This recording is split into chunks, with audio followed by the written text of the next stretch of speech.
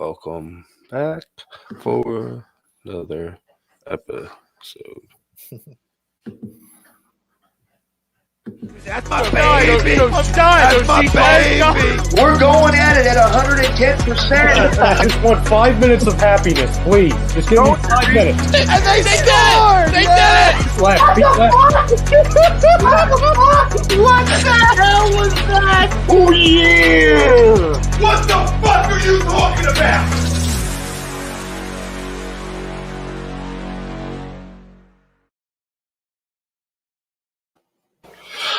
What's up, fam? Welcome back for another episode of the Weekly Roundup. I'm your host, as always, Steve Rochelle. Little change up this week. Zach had a last-minute family emergency. Got my good friend Marcus Thomas to hop back on. We're going to talk a little Eagles football. The first half hour. In the second half, we're going to be joined by BYB Extreme Fighter, who's gonna be making her debut. She's an MMA veteran. She's a boxer. Miranda, the She-Hulk Barber will be joining us, and also right after that, we're also gonna be joined by my friend Peter the Joker Pettis, who's gonna be making his BKFC debut down there in Tampa on December 9th. So we're going to be going on back and forth with a bunch of things, talking some football, talking some fight game. We're also going to be talking a little bit baseball right after the fighters hop off. Going to have the discussion about some of these things that happened this week. I think the labor talks are in trouble.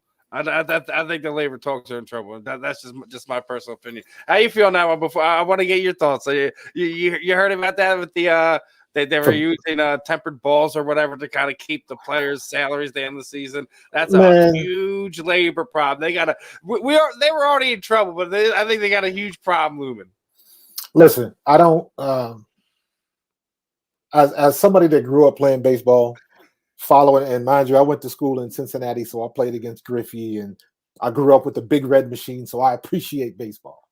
But after the whole steroids thing, and after the home run chase, and I was like, I don't believe nothing they say. Whatever they feel like they want to do, that's what they're going to do. And at the end of the day, it ain't going to be much to stop it, because they say they don't want drugs in the game, and I'm like, if you really don't want the drugs in the game, you give all of that money back that you made off the home run chase T-shirts and merch, and when Sammy Sosa and McGuire was doing all that kind of stuff, give all that money back. That'll prove to me that you really worried about it. They made all of the money and they didn't care, ruin lives. So as much as I love baseball, I watch it. I'm not into it. I watch it. I haven't really been into baseball since the Phillies won. It's rough. I mean, I think they got a couple guys here we're rooting for. We'll see what happens in a few years if they're able to kind of turn that corner and make baseball exciting again. But let's circle back to where we're supposed to be right now. Let's kick this thing off. And as always, all our shows here at the Weekly Roundup is brought to you by eXp Realty. So if you're looking to buy or sell a home, you're looking to change a career or brokerage, contact our guy Alan Foy of eXp Realty LLC at 302-682-8820 or visit him at Alan Foy at exprealty.com. And want to get into some of the stuff with this football team. Obviously, a lot of things happened since me and you last talked. We were crying for them to run the ball. They found some identity with that, right? Yep, they did. And they ran out 4 straight, and then they to the win. But we know how things work in this league. There's highs, there's lows. You come back to earth. But that was a particularly bad one to stomach. The way they lost that game was frustrating, to say the least. I haven't been that angry watching the Eagles game in a long time. And I was like, the way Jalen played, not necessarily the way he played, just those 3 mistakes that he made. And it was like, come on, colossal. Man, what do you think? Those are huge. But I think the thing about it, I think why fans are so angry is because where you prided his game on, like at least if you were in the pro Jalen camp, whether some of the things you prided that thing is he wasn't making those bad decisions. You know, he wasn't having that big turn, like he wasn't turning the ball over running. He wasn't making, you know, like he may have an errant throw and you know they had to punt the ball or whatever and things of that nature. There was things there's things that obviously left must be desired, but he wouldn't cause the big mistake. And I think that was a lot of things that I think of this fan base was upset about. I think a lot of things that I think you know, people in the media would like say this is exactly what we're talking about. And you know, I think unfortunately, you know, it gets nicked up. You know, we're not going to see him this week. And we're going to get into that poll question. Since we're going to go down that road, and our poll question is brought to you by Gleason's Bar. They're located at 6700 Mill Creek Avenue at Levittown, PA. Use that promo code HUD for 10% off your order whenever you dine in, dine out online. GleasonBarsandSteaks.com. And I gotta say, you know,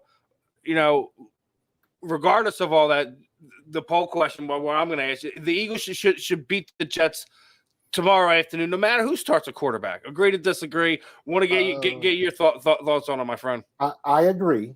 The key word in this sentence is should. They should beat the Jets, no matter who starts a quarterback. They should have beat the New York Giants. So I saw some stuff today on Facebook where everybody's throwing up that 12-0 against the Jets, and rightfully so. But we are not the type of football team where you can put a guarantee on any game. We're just not that good.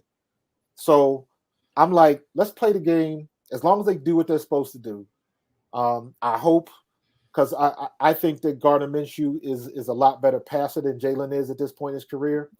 But I don't want to see we go with the game plan that now that Gardner Minshew's in there, we're going to throw the ball a lot more and just abandon the run again. Because that's what always gets us in trouble. We know what we're good at. We've proven that we have arguably the best offensive line for running the ball in football. We've proven that.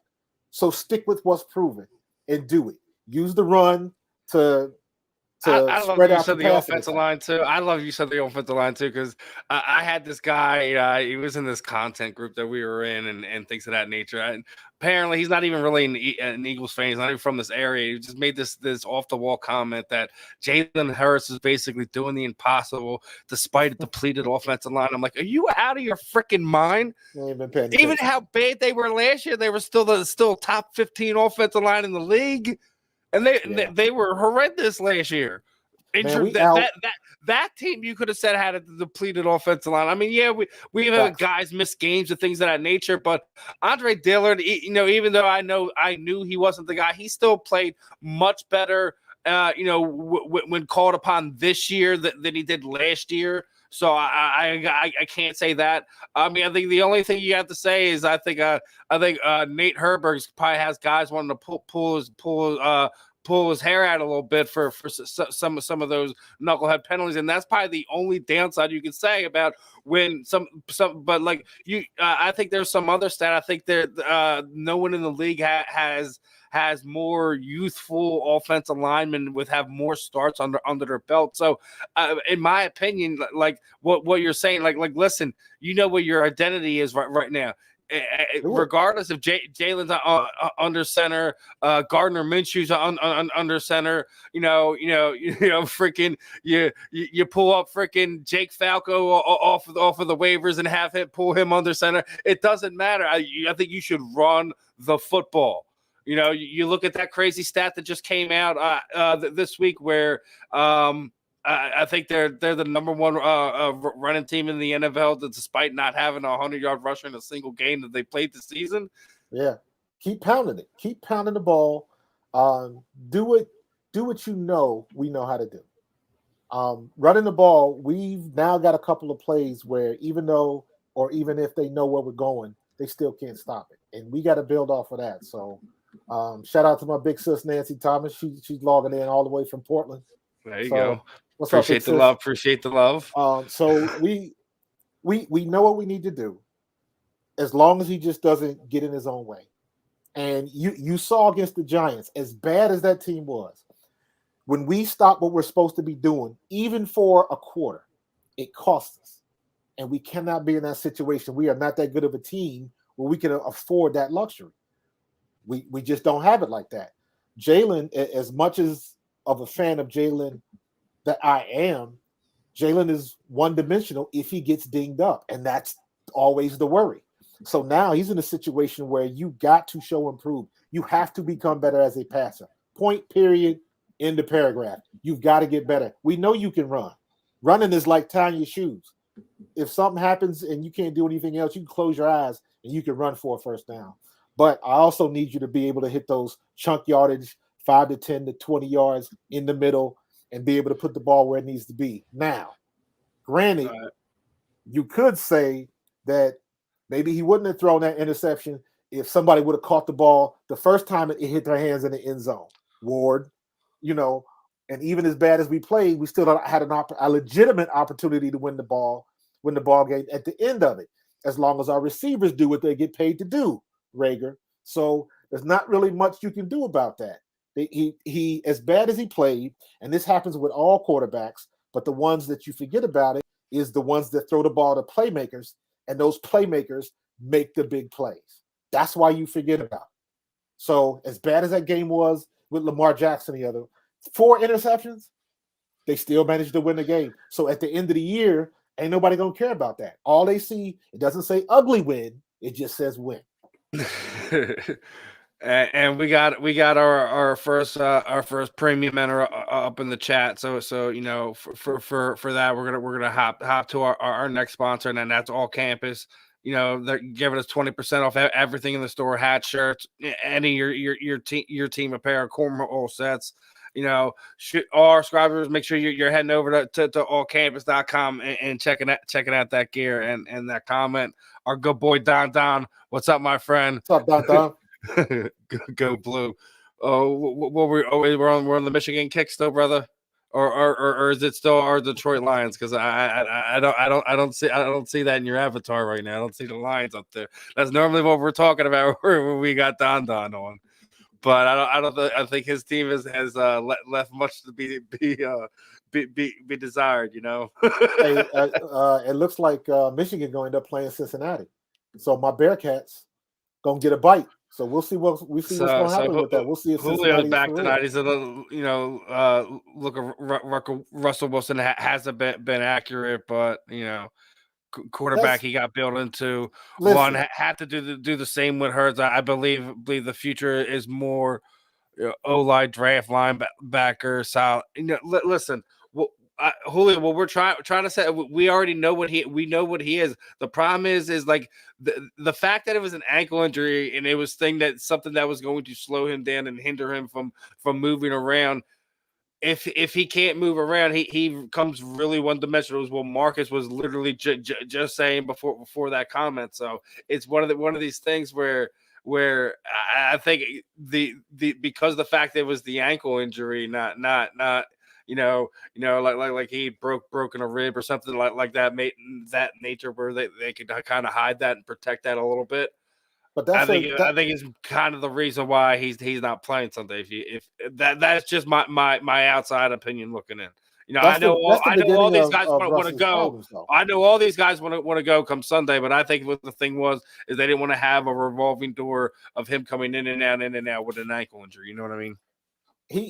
Here's what Jalen Hurts' problem is. And if anybody saw my post on Eagles Alumni Perspective on Facebook, I made a comment, or I posted the video, Rich Eisen on his show. He had this thing, he was talking about how today's quarterbacks in the league that come out of college, they don't really get a chance to take their lumps. And the good ones, most of them start out bad, but the teams let them take their lumps, and then they get better, and then you figure out what kind of quarterback you got. You figure out if you got a good or a great one. And I'm worried that Jalen's never going to get that chance, because if he doesn't improve his passing, he'll come back next year. He will still be the starter, but he's going to have that question mark on the top of his head. And the minute he struggles, just like at Oklahoma, he's going to get yanked. And he's not going to get enough time. His leash is not going to be long enough to where he can have time to grow because, and this is just my opinion, I think it's just because of his draft status. If he was a number 1 pick, they would invest in him the same way they're investing in Jalen Reagor. He's a number 1 pick, so you got to put the time in, like it or not. You done spent the money. Now you got to let it marinate and plant the flowers and let it grow, so to speak. So I'm hoping that Jalen gets that same opportunity because there are a lot of quarterbacks, and I'll look at the guy down in Jacksonville. I'll look at Sunshine the way he's playing. Everybody thinks that kid down there in Jacksonville is going to be it, but he's struggling worse than Jalen is. But they already know that comes with the territory. They're going to give him his time to grow and see what they got. And I just hope that they can give Jalen that same opportunity. Now, John disagrees with the polls. He thinks Minshew's the question mark. We got running backs on IR, even with the Jets not being good, think that the offense is a big question going into this game, especially after next week. But here's the thing. That being said, like I know the Jets are bad, and Minshew is a question mark. We don't know what he is, but even like when you have a game like that, when you get beat by a divisional team that bad, and you look at historically what the Eagles have done against the Jets. Like, I mean, one would say, well, they're due, and especially with what's going on right now. But it's one of the things I also think that team has a little bit more pride in that. I think that it doesn't matter that they should win. Like I said, Gardner Minshew, freaking, whoever you throw in there, like just with the fact that who you have on that offensive line, who you have, like regardless if Jordan Howard's back or not, like I still think Miles, this is a Miles game. This is a game where Miles supposed to sit there and say that he is that number 1 back. He needs to go out there and show it this week.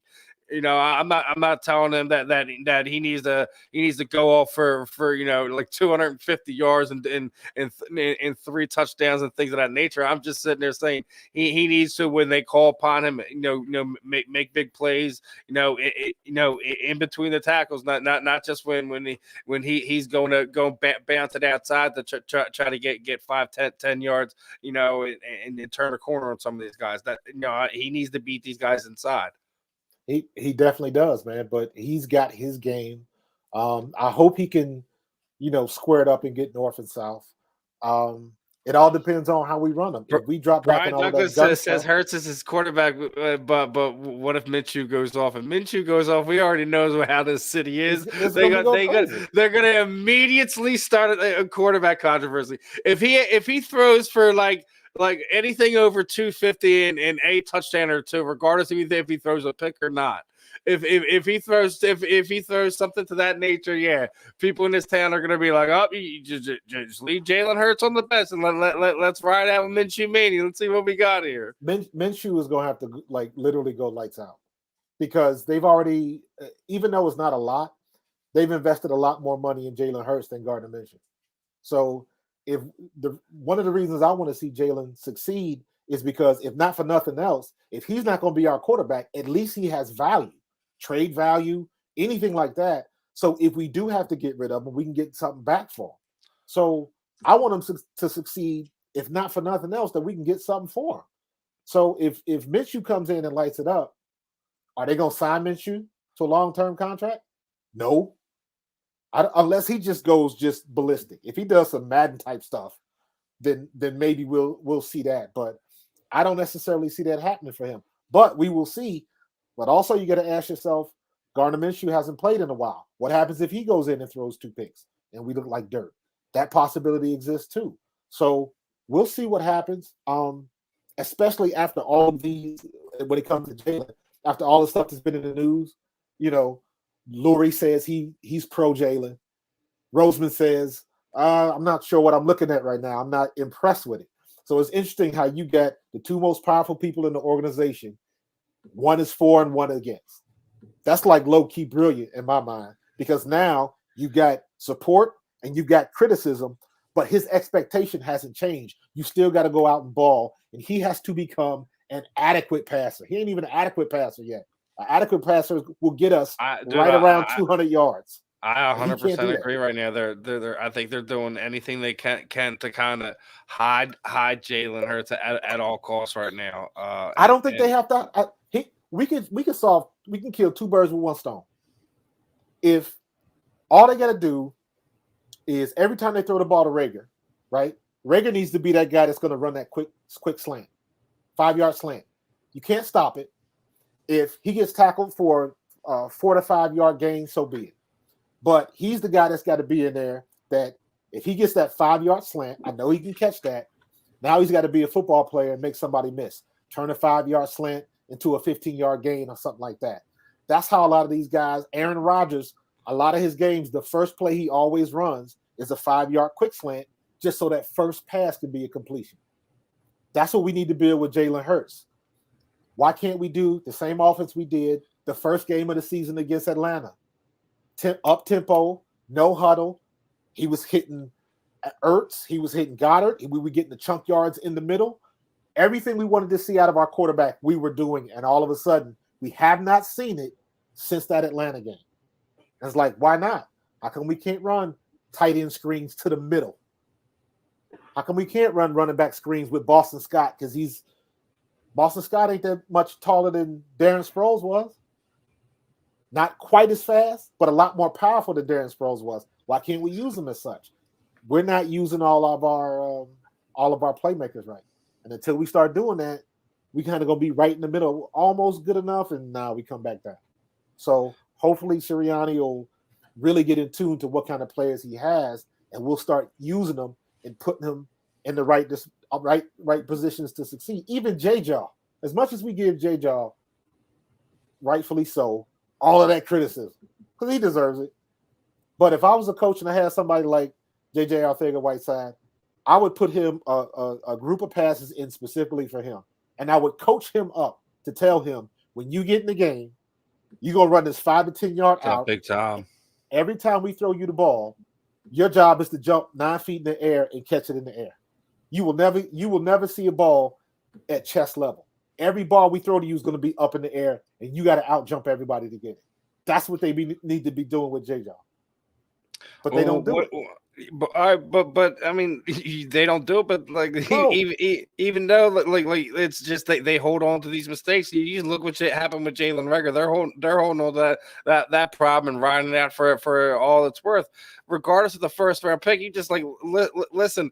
I think we should be blessed that we got Devonta Smith right now. We got one of them, but I still think that being said, I still think we have an issue. You still need a number 2. I mean, Quez Watkins is a nice slot third option, but he's not going to be that big number 2 that can get those type of catches. And another thing is Dallas Goedert needs to have a big game this week, as he was almost non-existent last week as well. That's not his fault. I don't think it was. I just it's one of the things. When you have a quarterback change, like he needs to make a way to find himself. 5 catches, 60, 70 yards, something like that. Yeah, and I don't understand. Like, I'm trying to see, where are our, like I said, quick slants. Where are our clear routes? Clear routes meaning that they send that guy across the middle to pull the linebackers, to open up the middle so you can hit somebody for 5 to 10. Candace, like, he doesn't think Hurts has the arm for the playoffs or even the regular season. See, I don't understand why everybody says that. You look at any quarterback in the league, from Tom Brady to Aaron Rodgers to anybody, the majority of their long plays, the majority of them, are usually anywhere between 15 and 30 yards. And then the receiver takes it to the house. Every now and then they'll launch one 50 or 60 yards. But that's few and far between. You look at Mac Jones. Mac Jones is throwing the ball anywhere between 10 and 30 yards, and then their receivers are making the big plays. So a 70-yard pass is the 15-yard pass he threw, and the receiver made the DB miss, and he took it to the house. That's what we can do with Jalen. We don't have to throw the ball 80 yards. We ain't got Deshaun Jackson no more.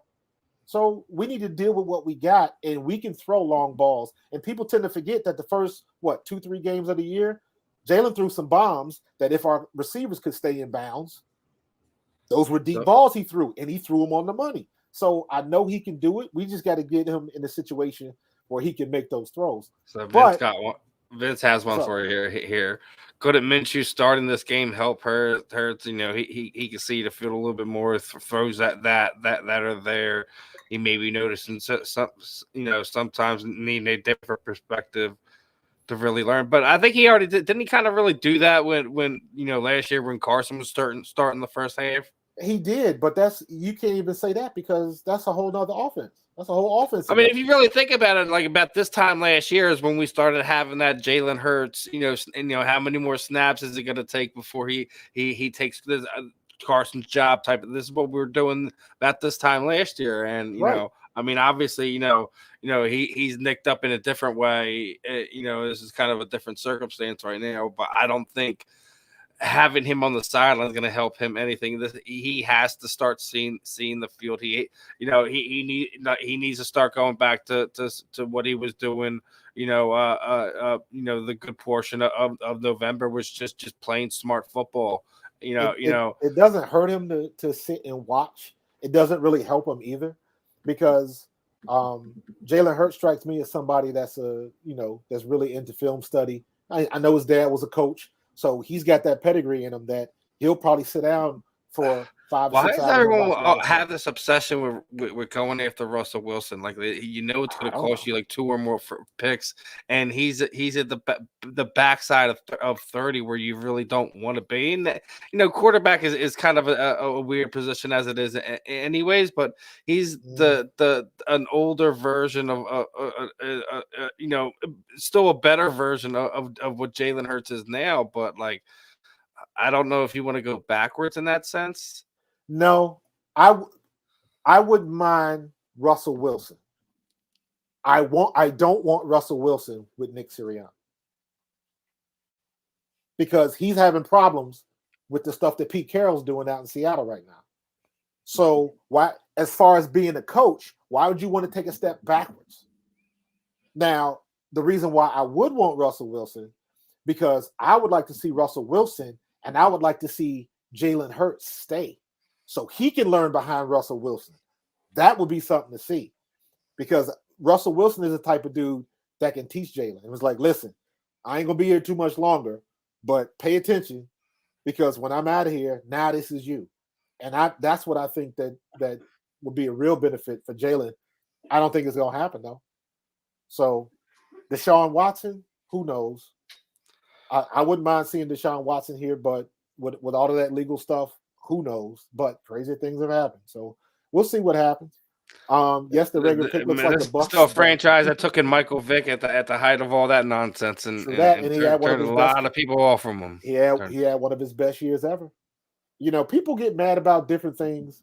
I remember I called into a show, one of the radio shows, when we signed Michael Vick, and everybody was protesting and all this kind of stuff. And my thing was like, a lot of these people that are in the news now, because they don't want to see Michael Vick play, you ain't never seen them raise any cane about saving dogs. They never volunteered at the the pet rescue or anything like that. They just wanted to be mad at Michael Vick. And it's like, have you ever did anything for pets besides have one? So as much as Mr. you Rink said Jalen said he was playing, which means this is a Howie's move. Wow. Facts. Oh man, we're never gonna let this dude live it up in this. He'll be fine, but he got to toughen that up, man. He got to toughen that up. So that's how we are, and that's what you have to do. If you're gonna be the quarterback of this city, you got to take the good with the bad. Period. And that's the way you got to do it. So he'll be fine. I just hope he gets enough time to be fine. All right. Well, what last thoughts before I wrap it up? I see my next guest is already in the back here, waiting her turn to kind of talk here. So Marcus, always a pleasure catching up with you, talking some football and everything. Like I said, last thoughts before I send you on your way, and obviously we'll be doing a little bit more of this moving forward. Yeah, man, enjoyed it. Let's go Birds, man. Just do what y'all got to do. Shout out to all my frat brothers, Alpha Phi Alpha. It is our Founders Day today, December 4th, 1906, Rock Hard Row 80, Eastern Kentucky. Represent. But had a blast, brother. Call on me whenever, man. Love it. Appreciate it. All right, man. Appreciate the time as always. We'll catch up more soon. You got it. All right, everyone. That was my friend Marcus Thomas. Gonna be switching gears real quick. Gonna be talking some combat sports. Gonna be joined by one of our female combat sports combatants here, Miss Miranda, the She-Hulk. Barbara, how we feeling this afternoon? How we feeling this evening? What's up, everybody? How are we? How we doing? We're doing good, man. We're just spitting some venom on our Philadelphia Eagles, getting some of this stuff out. Hey, well, it's hard to be a Saints fan, so I can't really say anything. See, you're going through it down there, but do you feel Winston down there is the guy, or is Taysom Hill a little bit overrated? Y'all want to get rid of him? What's going on? Man, I had high hopes for Taysom just to come out and snap because I like a guy who can do anything. You know what I'm saying? He can run through people, he can pass, he can move, he's agile. I like him as an athlete, So my hopes were on him kind of snapping, but they'll figure it out, man. They'll figure it out. It's their first year without Breeze, so they got some big shoes to fill. Yeah, you knew it was gonna be crazy, right? Yeah, I knew that one. You think y'all gonna sneak in the playoffs? I know we got the easier schedule, but you're one of those bubble teams like we are right now. You think you guys gonna sneak in? Man, if they wake up and stop being like a second half team my whole life, man, they stress me out. They give me anxiety. But I'm a diehard Saints fan regardless. So. We live the same life. I'm looking at those lunch baggies, back in the day when I'm like, we'll never go back there, man. Come on, Saints. Come on, bro. You had some good runs. We had some good runs. We've had a Super Bowl fairly recently. I know you guys want to get another one going down there. So, nah, it'll happen. It'll happen. Now let's kind of switch gears to back to what you're doing on your side of things. I guess you're new here to APD Radio. Kind of introduce everybody who you are. What got you into combat sports and what's going on, my friend.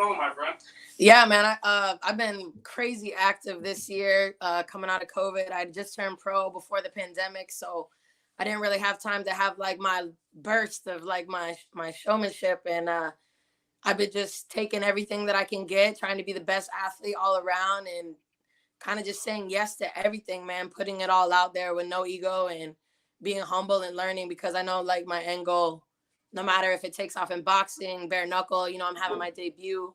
I fought in the PFL this year. I did a showcase for them. I put on a really good show for them. So hopefully, I can come back. And, I got a funny one for you. Put some action in on that. I got a funny one for you. All right, so your opponent, Amanda Levy, right? Yeah. You know what happened after she beat me, right? No, I don't know what happened, but I want to tell you something. I'll pause on that then. My first ever interview for my first ever my own podcast when I did K-Side Submission was Amanda when they were blackballing her for wrestling over here in Ryan High School. They wouldn't wrestle her. All the guys would show up to the meets. They see her name was on the bracket and they would forfeit. So she would win, but she wouldn't wrestle. She's tough, bro. So when I started doing kind of this type of content and things of that nature, she was my first ever interview. So obviously, I'm secretly a fan of her. She'll always have my support. She's a Philadelphia native, so she's always gonna get love from me. Yeah, she's a Philly kid. I mean, obviously, I have everything. I do everything from a media lens. I always support all you athletes, regardless of if you're fighting somebody I love or whatever. It's all about. Oh you, no, so. we got mad love. I just wanted to shout her out, honestly. So what happened? Tell me what happened now. Tell me what happened. No, you. I mean, the PFL, the fight happened. I'm just kind of shouting her out. Honestly, I'm flexing her a little bit. But she went and she competed against Gabby Garcia, and she beat her, bro. That's insane. Just know that I shared the octagon with her, and we put on a crazy battle, bro. She's got a fucking grip on her. Yeah. Like and her it's nice grappling. to be fighting with those type of people, man, because those girls that I'm with in the PFL and stuff, like those younger ones, they're the up and comers, bro. They're gonna knock out this next wave. So like this sport is evolving so fast. That's why I'm taking every little thing. I already like, said we got a few people in this area right now. Like people are gonna understand that within the next 2 years, we're not only are we gonna have some world champions in the UFC, but you know, like we were just talking about Amanda Levy. There's still Danielle Kelly. Mhm. She's a freaking monster. She's what, like 105 pounds? Yeah. So, like, we're just talking about grappling. You know, we still have other MMA fighters and things of that nature. So, I mean, I always get excited about local MMA before I get excited about the national scene. But like, I know yeah, for sure. See, that's also where you're going. Like you're sitting there saying, you know, you've already had your MMA debut. You've taken some boxing fights. You know, here we are. We're getting ready to jump into the triathlon. We're going to do YB Extreme. And you got, and again, another tough SOB. I've interviewed Stanley many times over the years, but on this platform, on other platforms, she's a tough SOB. And here you go again. Like you said, you want to test yourself. You want to be in there against the best. You want to sit, you like, regardless of what your record looks like, you're one of these fighters. You're like, listen, I put myself against whoever is the name on the contract. Hey man, it's not just the name on a contract. It's the fight that all these other girls are scared, bro. Like they don't want to fight it. So and so don't want to fight her. Nobody wants to fight, man. I'm a fighter. That's the difference between these females, because even though like it mentally, like I have to kind of capture the fact that right now, like jumping into like boxing, coming from MMA, and like I had my roots in boxing, but now competing in boxing is completely different at the pro level, and just kind of putting myself out there and being vulnerable. I know it's going to like pay off in the long run. Like these girls are going to weather out. They're going to go get married. They're going to get pregnant, and you know, they're going to fall out. They're going to get hit one time by somebody who knows how to throw a damn punch, and it's going to scare them. And I'm that bitch, straight up. I'm sorry, but I'm changing the game. Every girl in my amateur, man, the reason I got this belt as an amateur, I retired half those girls. They're doing CrossFit now. That's cute, but I'm a fighter, baby. That's what I do. So, like, I respect every opponent I go against. It's not even personal. Like I always say in my interviews and stuff, but it's more so for me. Like I have such a hunger to fulfill like myself to be the best like that I can be. Even if it's only at a certain level and I hit this cap, then I can go back to the lab and say, all right, this is what I got to do to get better. And I'm going to always do that. I'm going to always come back learning something. I'm going to always come back, even on a win. On a win, there's still little flaws. There's still little things. So as long as I keep that mindset to keep staying hungry in the sport, I feel like I'll go really far. Yeah, you're one of those fighters that's always looking for what it was Joe Rogan called it, the rub. You know, you fight someone with that better talent, and you kind of you know, you pick up something from them and you kind of build on it. Yeah, definitely. I've picked up a lot this year, boxing and the MMA, and man, just our team over at American Combat Gym. We're right here in Deerfield. Shout out to ACG. We have phenomenal talent in there. I mean, from grappling to Muay Thai to striking, kids coming from in and out all over the world, man. So I'm just so blessed to just be where I am in this time and really just take advantage of being in my youth. I'm 27, so I still feel like I have a really good, you know, length in my career, and I'm really excited to see where it goes. Yeah, I think you're at that right. You got in that right age when you make your debut, and actually, from what you're doing, you know, like you're putting yourself in all these opportunities, just kind of growing yourself. Yeah.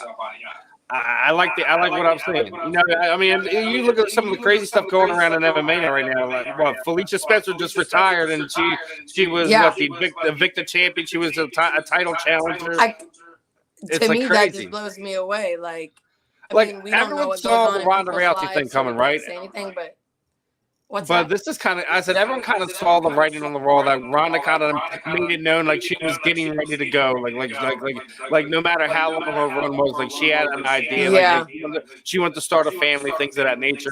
The thing with Felicia Spencer was kind of just something out of left field this week when you just kind of announced her retirement like that. Yeah, I don't know, man. I have no answers on that. I was really shocked. Yeah, I wanted to see like, you know, what your thought of. I mean, you know, everyone's talking about CTE was kind of one of her things, and I think it's something all fighters worry about. But I mean, isn't that what you sign up? I mean, you don't sign up for it, but it's something like you all know that could be a possibility if you take too much damage in there. Yeah, I mean, that's definitely a possibility, man. I mean, we know that before we're signing the contract. I mean, I signed this contract before I spoke to my parents, so like you can imagine, like my mom being like, "Oh man, so wait, she didn't know you were fighting bare knuckle until like what? It started going over social media." So you know what? I always been that kid. I'm Irish and Italian, so we have a funny way of doing things. We always ask forgiveness instead of permission. I know it's a little messed up, but hey, I've been doing all right so far. So she knows I'm tough. I'm gonna be all right. Mom, if you're watching this, I'm sorry again. I love you. I'm gonna be all right. I'm your kid, so you know I'm tough. Hey, listen, sometimes you just jump into the fire and see if you hop out the other side, right? That's right. That was like my first amateur fight, man. It was like fight or flight. You either know if this thing is made for you or it just ain't. You're gonna know. So, like, what made you decide BYB? Like, there's obviously multiple different promotions, and obviously you have avenues to check out other things. What made you choose BYB Extreme and Mike Vasquez and his team down there? Honestly, timing, the opponent, everything just kind of lined up. I really didn't want to take anything else on for the end of the year. I kind of just wanted to enjoy a little bit of the holiday. Kind of get my weight down, stay lower, and be ready for, coming out on fire next year. But I figured, I was like, this is kind of a fun way to end the year, man. I'm putting pressure on it. It is a fight. I'm taking it very serious, but just kind of having that stress, knowing that it doesn't like affect my MMA and boxing. Like I can kind of just relax and allow myself just to be the free fighter that I am. And my hands and is like, that's my favorite part of mixed martial arts, and it's my roots in boxing. I even have my first coach from back home. He's actually flying in to corner me. I haven't seen him like almost before college, but it means a lot to me. There's a reason why I asked him, because it's the end of the year. I'm finally evolving into this, learning what it's like to go from amateur to pro, and I'm finally seeing that there isn't really these seasons, and things are really starting to take off for me. And I think it's just like a good mental, it's like a mental hug, like just showing him that, like, hey man, like this is the guy that showed me to throw my first punch, and I want to show him what I can do. Like I want to make him proud. Yeah, you're picking a hell of a platform, and here's the thing, like it's the 17th, so you get it in before the holidays, you know what I mean? Yeah. So you're still able to kind of enjoy the food and everything. Oh yeah, I'm gonna enjoy my Christmas and New Year. We'll have that. So obviously, New Year's is coming up. Everyone makes New Year's resolutions and things of that nature. What are some of your goals for 2022? 2022, just stay consistent with training, and we got the gym open up now. That's really motivating in itself, man. We've been in a kind of a transition, moving and stuff like that. So our team has taken off, man, and I got so much support here, and I really made some noise this year. So I want to keep that momentum going and just keep my eyes open on opportunity. And I don't want to put myself in a box. I don't want to say I'm an MMA fighter or I'm a boxer. I'm a BYB. I'm a fighter, bro. There's not a box for me. So even in boxing, where I felt like I was kind of on the B side, they don't like the MMA people, blah, blah, blah, blah. I'm trying to get this martial arts world to come to this. Dude, that's why I always say that there should be just a combat sport community. There's no such thing of MMA community and a boxing community. Well, you got to think back in the day, it was the boxer versus the jiu-jitsu guy and this, that, and the other, and they all got, like, not necessarily all got along. But if you think about it, it's all about combat sports entertainment right now. It's not about boxing. It's not about MMA. I think that some of these promotions who is able to kind of blend it all in together and make it all work are the ones that are progress the furthest. Right. And women in this sport right now, if you have the longevity to like push through and really make a name for yourself out here. And I'm not talking just a good record, bro. Like, no, people, you can go watch people fight all day and they can be great fighters, but if you're not, you got to give more than your fight in this sport to really make it far and be successful. Like, you know what I'm saying? You have to have charisma. You have to have something else to bring to the table than a good record. You know what I mean? There's a reason why I have fans and people are cheering me on after a loss. You know what I mean? There's a reason why I have followers. It's not just because of my athleticism or, you know, they're watching what I do in and out of that cage and in and out of that ring. And I think that's really important to make sure, like, you know, I'm representing like this sport and what I do to the fullest, you know? Well, and we're going to start seeing a lot more from women's boxing, from other promotions. I just had Shannon Knapp on. Yeah, I think that's going to take off. Shannon Knapp was just telling me about she's getting ready to do some boxing under the Invicta banner too. So that's going to be that's dope. I like that. I was already trying to tell her she needs to come over here to eat. That could get very interesting. Yeah, I mean she's done a lot of great things. I bet Helen Petra would like that too. Or go Helen. She used to fight for Invicta too. So. Oh, I know. Yeah, Helen's over here in my neck of the woods. She's training with Will Martinez. She ain't too far from me. Yeah, we follow each other's career. I got a lot of respect for her. Helen's a badass. You know, her and Christina Ferreri's fight is probably my favorite bare knuckle boxing fight. Oh yeah, that really did trigger me. I've been watching Christine too. She's a badass. Those girls. What do you think? I mean, obviously, Britain's done a lot to up her game over the last year and a half. I know she has a real disdain for that matchup. I don't know. She doesn't want anything to do with that. Obviously, I think that was I think Britain's first BKFC fight, and obviously, you know, Christine's a freaking animal. Yeah, I mean, that's neither here nor there. That was a little hard to watch, but. But obviously, you know, Britain's kind of grown up. Like she learned on the job. She wasn't one of these people who shied away from everything. I mean, hell, she's crazy enough to take the fight in the first place. But obviously, I don't think Christine has any interest in that fight now or anytime soon at all. No, I think she's much happier with the fight that she has at stake for her. So. This one's gonna be a good one. I mean, these girls know how to bang, bro. The amount of talent that I'm seeing in these fights is insane. And now you're in a smaller, you know, you're in a trigon. I moved in that trigon a bit. There ain't much room for error. Yeah, I mean, I think that's kind of the unique thing because it's like, you know, it puts you in a gauntlet. There's nowhere where you can really run and kind of move around. You have to be unique with your footwork in that. That's for sure. Yeah. Is that kind of one of the more things that you're working on moving forward, looking into this matchup against Christine? Yeah, I mean, we're gonna be right there, bro. We start right in the middle. It's like gladiator style. So. I mean, you got to be on point. You can't really shell up too much. I don't want to give her that space. So everything's got to be on point. But I've been doing it all year. That's kind of another thing that attracted me to this fight. It's like I've been boxing. I've been putting in my homework. Let me go in here and take the test, bro. Let me go in here and really put it all on the line. Let me go out here and put my heart on the line. Let me go out here and put on a show for everybody and show them how hard I've been working all year. Go out with a bang and have fun with it. You know what I mean? It's going to be good.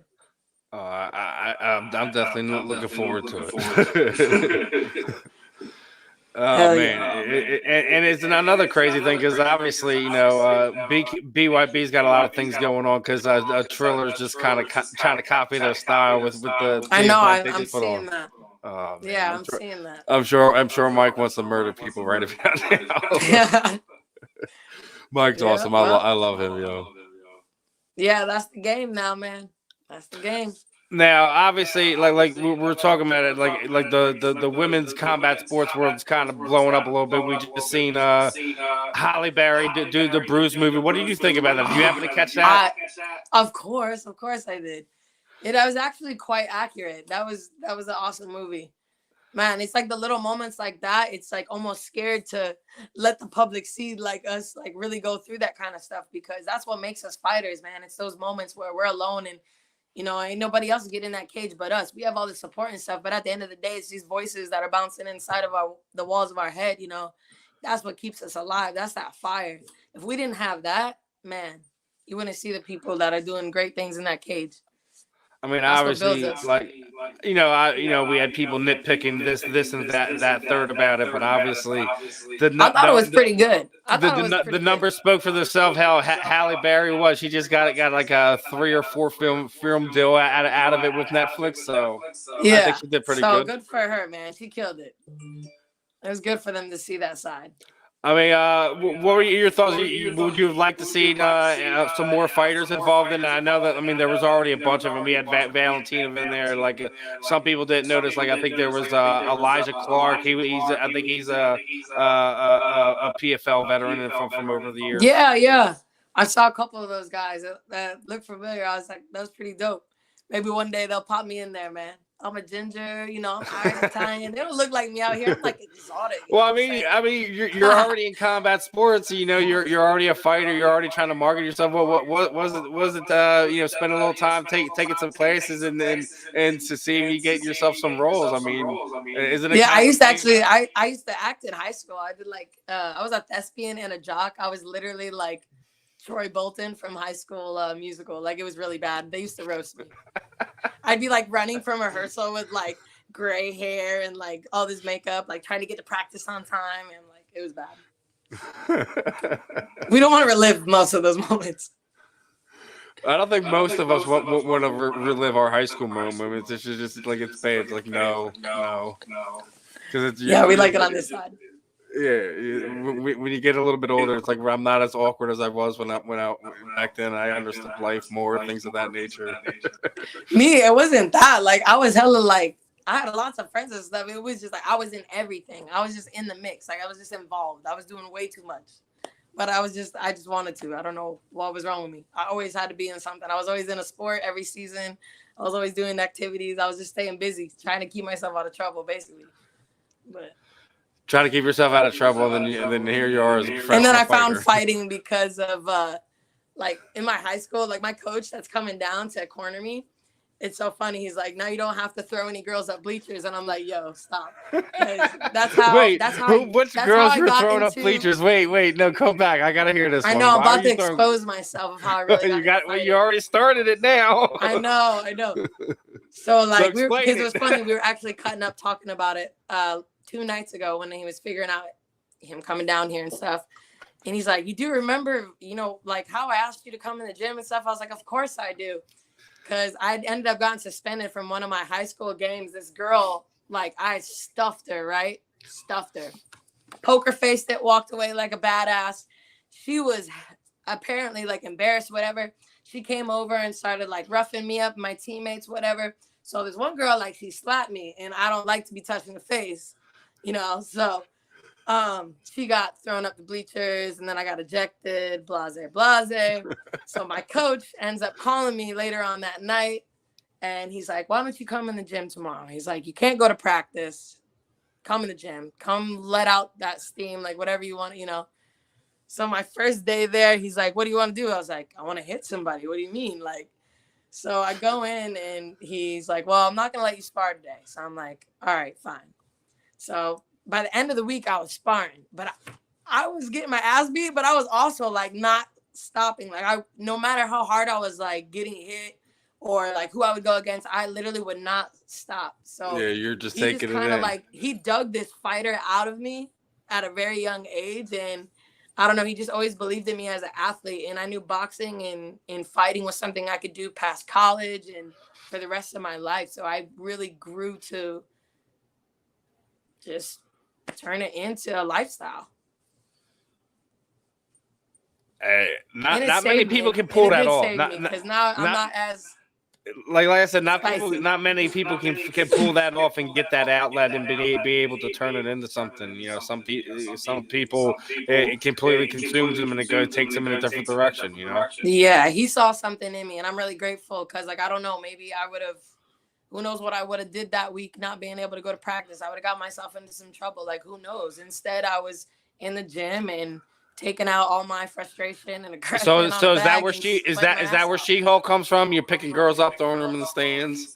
Yeah, She-Hulk happened when I got to college because that's when I started doing jiu-jitsu. So me coming from boxing from 17 to like 18, 19, come down to FAU down here in South Florida, first gym I go to is in Boca at the time on Kyle Brothers. They had a Brazilian jiu-jitsu school. So I'm like, this is the time Ronda Rousey's on the rise. So me as a boxer and like, you know, getting into martial arts, I'm like, this is cool. I'm like, I think I can do this. Like when I get down there for school, I was like, I'm going to try to find a jiu-jitsu gym and get in shape. And like, I think I might want to fight. Like, so I started my freshman year, I started training jiu-jitsu with Fred and Jay. And I didn't know a lot, but a little bit of wrestling. That's all I'd known from high school and stuff. And so I was just like dumping these guys, like, but I was strong. So when I would get people down, I'd just like hold them and I'd be like, okay, coach, like, all right, what do I need to do? What do I need to do? And like, for a while, they were just kind of letting me flow. And I would hear them speaking in like Portuguese. And like one day, Fred was just like, She-Hulk, like, that's your name. Like, the caralho. They started speaking Portuguese. Everybody started laughing. I'm like, wait, what? And they're like, your name's She-Hulk now. Like, they started like all cracking up, laughing, like everybody in the gym, you know? And I was like, damn, I was like, I'm stuck with that. So I've been stuck with that since I was an amateur. So now I just embrace it. I'm She-Hulk. Hey, there you go. And then, you know, it's going to become more prevalent, obviously, considering apparently didn't Marvel announce over the next year or so they're doing a She-Hulk TV series or something? I know, right? It's like, it's a sign. It's a sign. It's my time. You should live stream some of that and see if you can work out some things like, hey, that's my nickname. Let's do some stuff.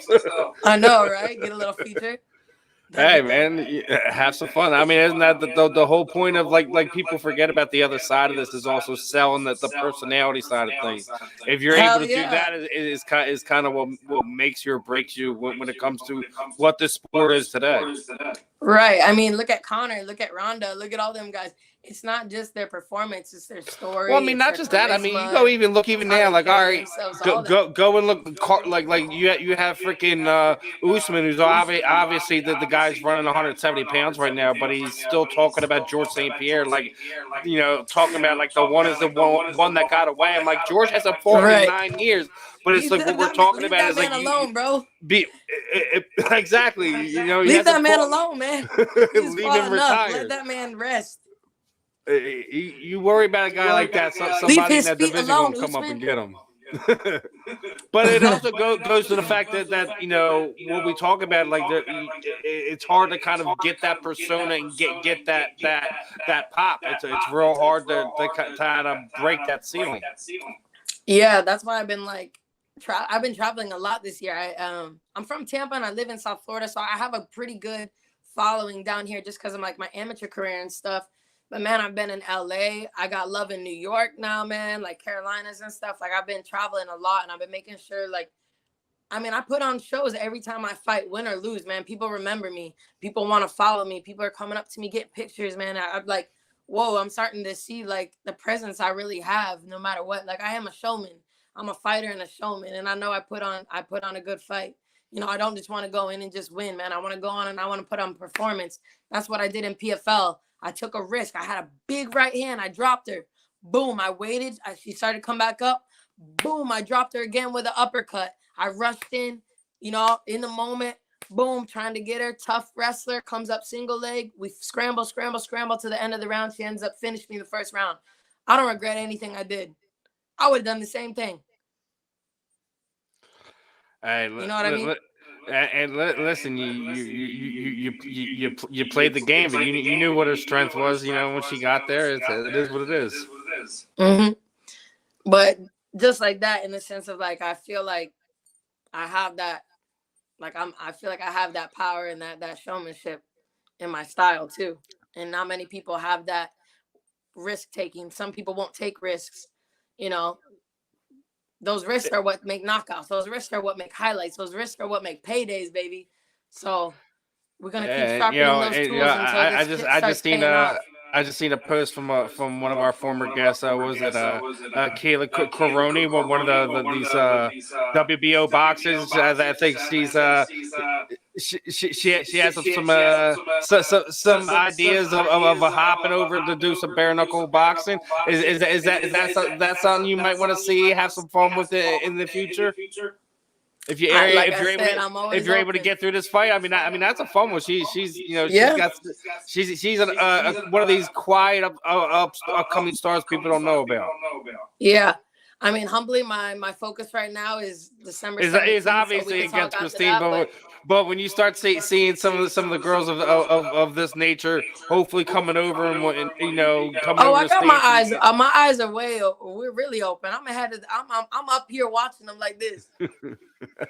So it's all coming. It's a master plan. Don't worry.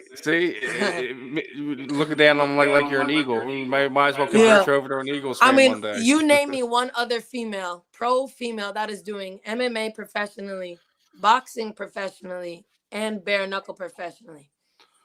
Not many. I mean, I think the only one that was doing two of the three at the time is what Clarissa Shields. Yeah, she's the only one doing boxing and MMA. Yep. Because Amanda Serrano currently isn't active in MMA right now. I think the only other one was Amanda Serrano. She currently isn't active in MMA right now. Yeah. And the one before that, what was that? Heather Hardy, right? All right. I mean, but she hasn't gotten the trifecta yet. Yeah. So I just wanted to. I think it's good as a fighter for me to fully develop like my full potential to put myself in those situations, man. With change, you gotta have it. You gotta take risks. Gotta take that leap, man. And I'm excited. I actually get adrenaline thinking about putting myself in an uncomfortable situation, man. I've never done bare knuckle. Christine's been hit without that stuff. I mean, I've fighting street fights, stuff like that. It's not the same. Now you're with a high level person. It's a real fight. I don't care how much you fought in the street. It's a fight, man. It's different. But yeah, it's gonna be a battle. All right. Well, looks like my next guest is just hopped in the back. Let me give you a chance to kind of wrap things up. What I typically do is throw the proverbial mic over to you. Anyone you'd like to thank, trainer partners, teammates, shoot out your social media sites, sponsors. Anything you're working at outside of the cage, any charities, anything like that. The time is yours, my friend. Yeah. Hey guys, it's Miranda Barber. I'm really excited to be putting on a show for you guys December 17th. Make sure you get your tickets. It's bybtickets.com. If you use my last name, promo code Barber in the box, you guys get a little discount, and that helps me see who all is showing up and showing me love out here. Other than that, shout out to American Combat Gym, my family, my girl, all my supporters. I thank you guys so much. The people that really know me and are close to me, they know how hard I'm working in and out of that cage. It's going to pay off December 17th. So thank you guys. It was definitely a pleasure having you on here, Miranda. Best of skill for you in this upcoming fight. Hopefully you get out of there, with the result you want, and you have a great 2020 coming out. Looking forward. Thank you so much, and I appreciate you guys having me on, man. Appreciate y'all. Definitely our pleasure. Best of skill. Be safe and enjoy the rest of the year. Yes, sir. Thank you, guys. Oof. All right, everyone. That was Miranda Barber. Gonna switch gears for our final guest this afternoon. Been on a few different one of my shows, Mr. Peter the Joker. Pettis, what's up, my friend? How we feeling this afternoon? I'm great. How you doing? Dude, everything's crazy today, man. My co-host had some family stuff going on, so it's just me tonight. I actually had to get one of my old guests to hop on to talk some football with us. So me and you just rocking out tonight. My man Zach's got some things going on. We just had Miranda on. She's getting ready to make her BYB Extreme debut on the 17th. You're another one of our MMA fighters getting ready to kind of make your bare knuckle debut, but you're doing it for a bare knuckle fighting championship. This is going to be on the 9th. Co-main event down there in Tampa Bay against Robbie Peralta. Pete, give the H2D fam a quick rundown, man. Let them know how you got into combat sports, a little bit about yourself, where you're from, man. Cool. Hey, what's up, peeps? I'll be fighting this Thursday on Bare Knuckle Fighting Championship. Throwing some naked fists. I'm pretty excited about that. Combat. Ooh, how did I get into it? I guess you could say the biggest thing that got me into it was Growing up, always having with his voice, you got people that want to challenge you a little bit. So always having to stand up for myself. Outside of that, my whole thing that I was going to do, I always told my late mother I was going to be a professional athlete. And when I didn't hit 6 foot, I figured basketball and football were out of the way. And I saw the wrestling room over there. Long story short, I was really competitive with wrestling. I really enjoyed the factor of that it was me versus me. You know, the more work you put in, the more you get what you put in the wrestling room. It was at a point where after I started about college, I was like, all right, I'm not going to go to the Olympics. And every time if I lost a wrestling match, I was like, man, if this was a fight, I would have beat him. So, that's kind of what made the transition a little bit easier to MMA. From that standpoint, I had a great, still love MMA. One of those things where I just started loving stand-up. I have a bunch of Muay Thai fights. I train with a bunch of boxers, and honestly, I feel like MMA is getting watered down with the wrestlers again. And I'm like, man, if y'all don't stop holding me down, it's not to the point where. And it's not just that; it's just the wrestlers at that weight class. It's so deep. Anything over, I think 45 to about like I think 190 is just so deep with wrestlers. It's insane. Yeah, it really is. I just think that's where the bulk of the weight class is. And like you even look at like I still say it now. You look at the guy we got here right here in our backyard, Sean Brady. He has great wrestling, but he also has great ground game to go with that, and insane cardio. He's got really good strength. So he has a package. He's not a guy that's just going to beat you with one area. What you're talking about is the guys who plays that point and minute fighting. Yes. All right, I got you top position for 2.5 minutes. So I think this should be enough for me to secure play the judge's scorecard. I still think that I think the biggest. I don't think it's really the wrestlers. I think it's the biggest is the scoring. I think if you guys had open scoring or a more defined scoring system, it wouldn't be running a lot of the MMA fighters away from fights in certain areas, site promotions, etc. Because you literally become the thing that people used to love about you. Was something that was different from boxing, where everything in boxing, wherever everyone like it was either. We were only paying attention to the heavyweights or the judging so terrible we don't want to pay attention because it's a waste of our money. MMA is almost getting to that point again, and I think that's what has spurned BBKFC, what has spurred even more so I say the beginning of the exodus of fighters from the UFC. Everyone's sitting there saying, well, some of these guys are worn out. Well, some of these guys aren't worn out. Some of these guys are worn out from what it is to have to play the game to be the star in the promotion. There's still niches that can be made for a lot of these athletes, and I think the dream of being a UFC fighter isn't what it used to be or what it should be. But that doesn't mean like when you're sitting there saying you love MMA, but obviously you're falling in love with more of the striking aspect. And now where you're looking around at the landscape of what combat sports is it something me and Miranda were just talking about. We tend to differentiate. There's boxing fans in communities, and there's MMA fans in communities, and there's even bare knuckle fans in communities. At some point, we all just have to come together and realize we're just a combat sports community, combat sports entertainment, whatever you want to call it. I think it's still what will be a top 4 when you combine it all. And you were just talking about as you were getting into it, you realized you weren't going to make it to the Olympics. Wrestling, if memory serves me, didn't jiu-jitsu just become an Olympic event over the last year? I believe so. I know it's gotten talked about, but yeah, I believe it got. So. I'm pretty sure it got sanctioned. Is that something you might tinker with some point in time down the road? Because obviously you don't. There's no age limit on when you could be an Olympian. Yeah. Is that something you might want to have fun with? If obviously your game continues to grow in that area, and if they break it down by belt, if they break it down by belts, that would be really awesome. Like if you could have like not not all those weight classes, but like if you could break it down, I think like from like purple, brown to black, like have like 3 different belt brackets and like I guess multiple different ways would probably be really interesting, in some of those weight classes. I think that would be kind of cool moving forward to see, how it plays out. I mean, obviously we know, the Brazilians might run that thing for a little bit.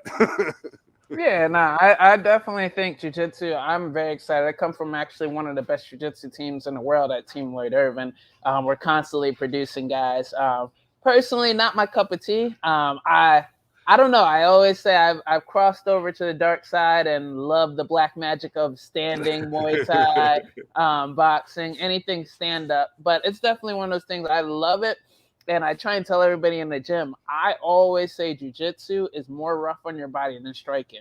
Striking looks like it's bad, but jiu-jitsu, especially if when you're just sparring and working out and things of that nature, it's not. But like when you're rolling, like people, like you don't understand like how it breaks joints down and your muscles down more because your body's exerting more going through some of the positions where you're doing if you don't have good sparring partners when you're boxing, it sure as hell can wear you out of that room real quick. But that's just being in a bad gym, if you really ask me. But that's neither here nor there. I kind of agree with that one.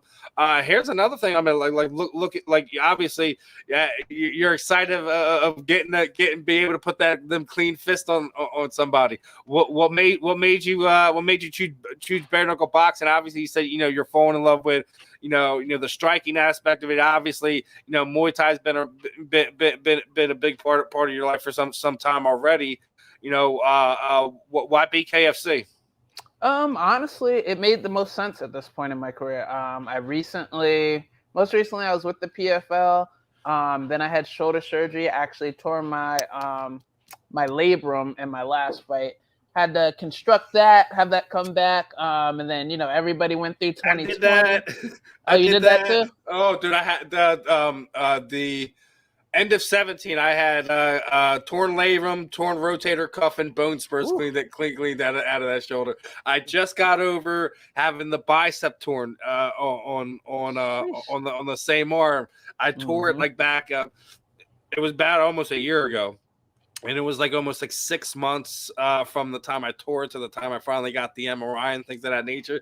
So I got a gnarly little Harry Potter scar going on my arm. Yeah, I can imagine all 3 of those. You hit the trifecta. I mean, dude, I can finally straighten it out now. But let me see if I can get you looking at that thing.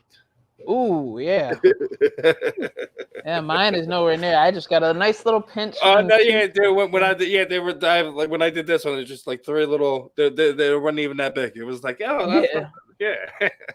When I get this one done, I'm like, oh, Lord Voldemort decided to curse my arm. Great.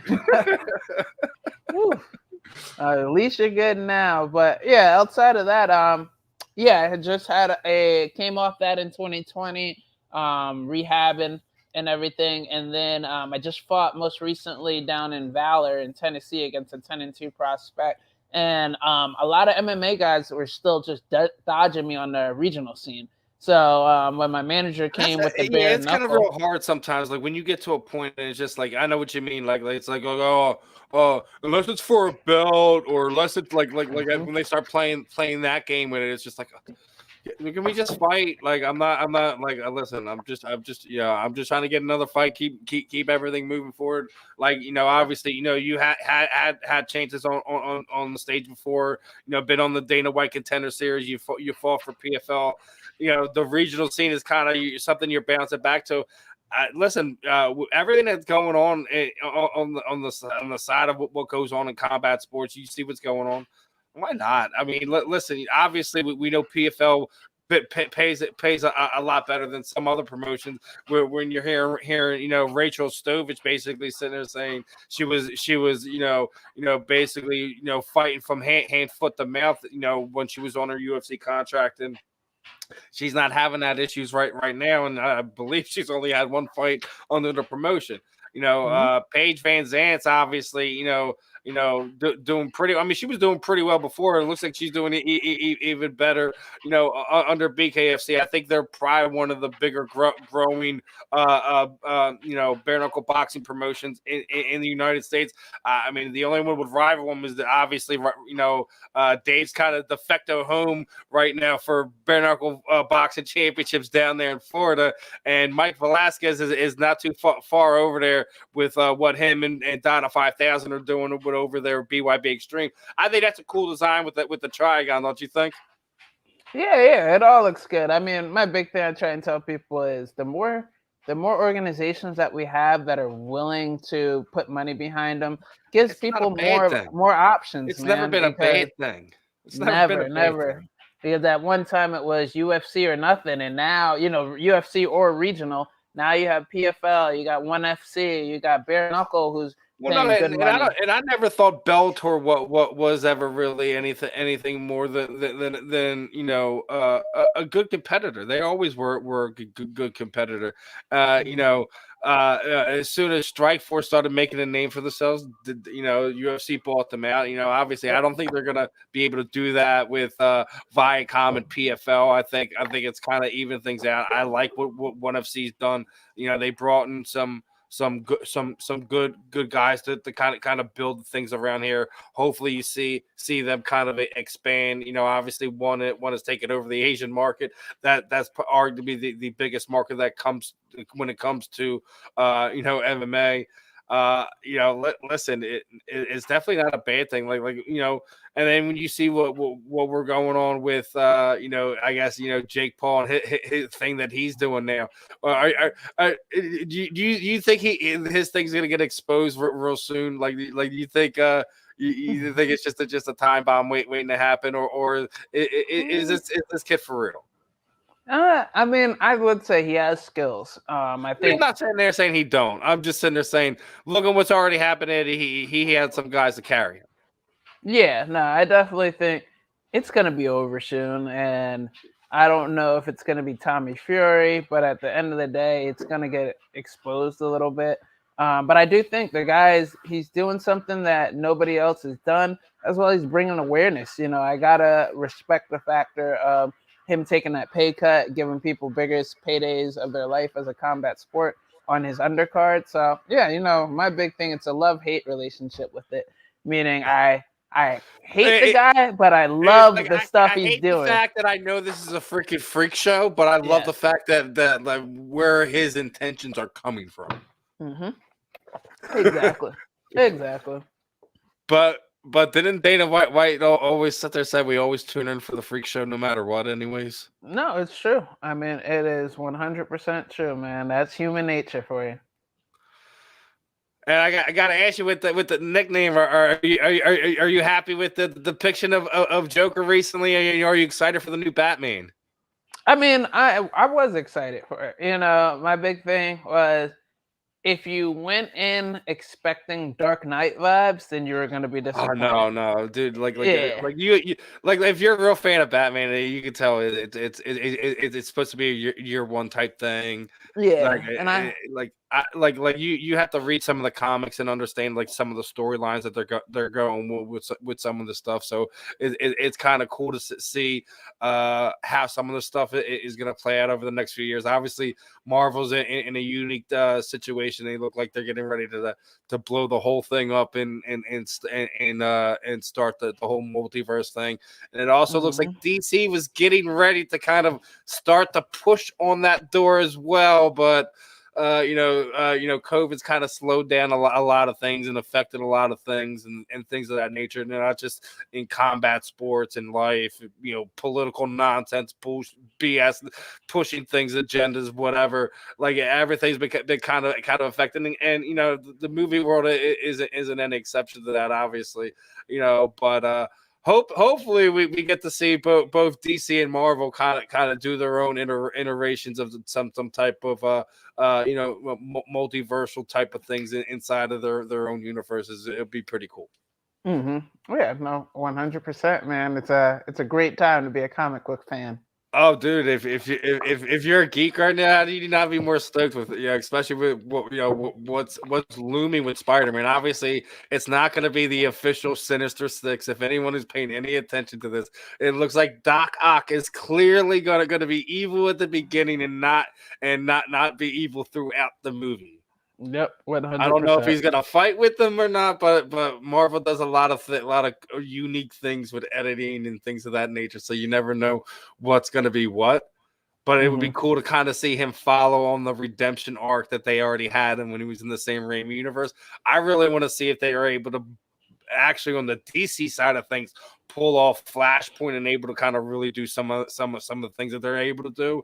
Because, obviously, I don't know if you've heard, but Henry Cavill signed on for Captain Britain. So, obviously, he's going to be in the MCU. What does that mean for him and Superman?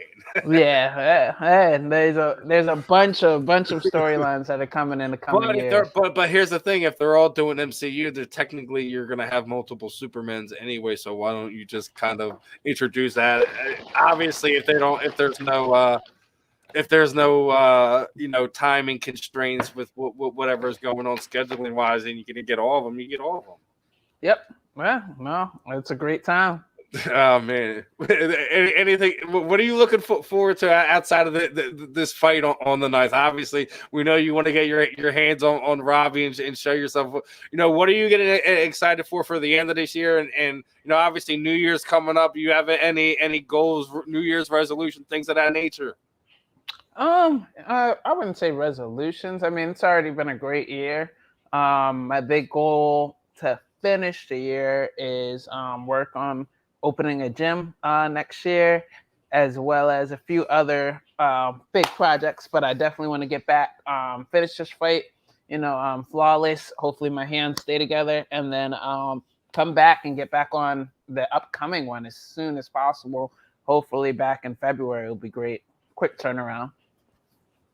So you're going to be trying to keep there under the BKFC banner and try to get right back on the next card as soon as they're doing another one.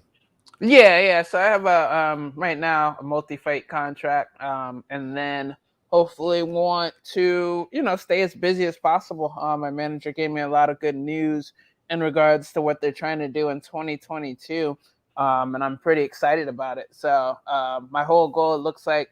They're growing really fast. They're staying. If you notice, they're starting to pump out shows almost every month. Instead of they're doing their fight nights instead of just doing whatever they typically do on the pay-per-view, whatever. Yep. I guess is that the question next? And if I win this one, we get on the pay-per-view for the next one, right, fellas?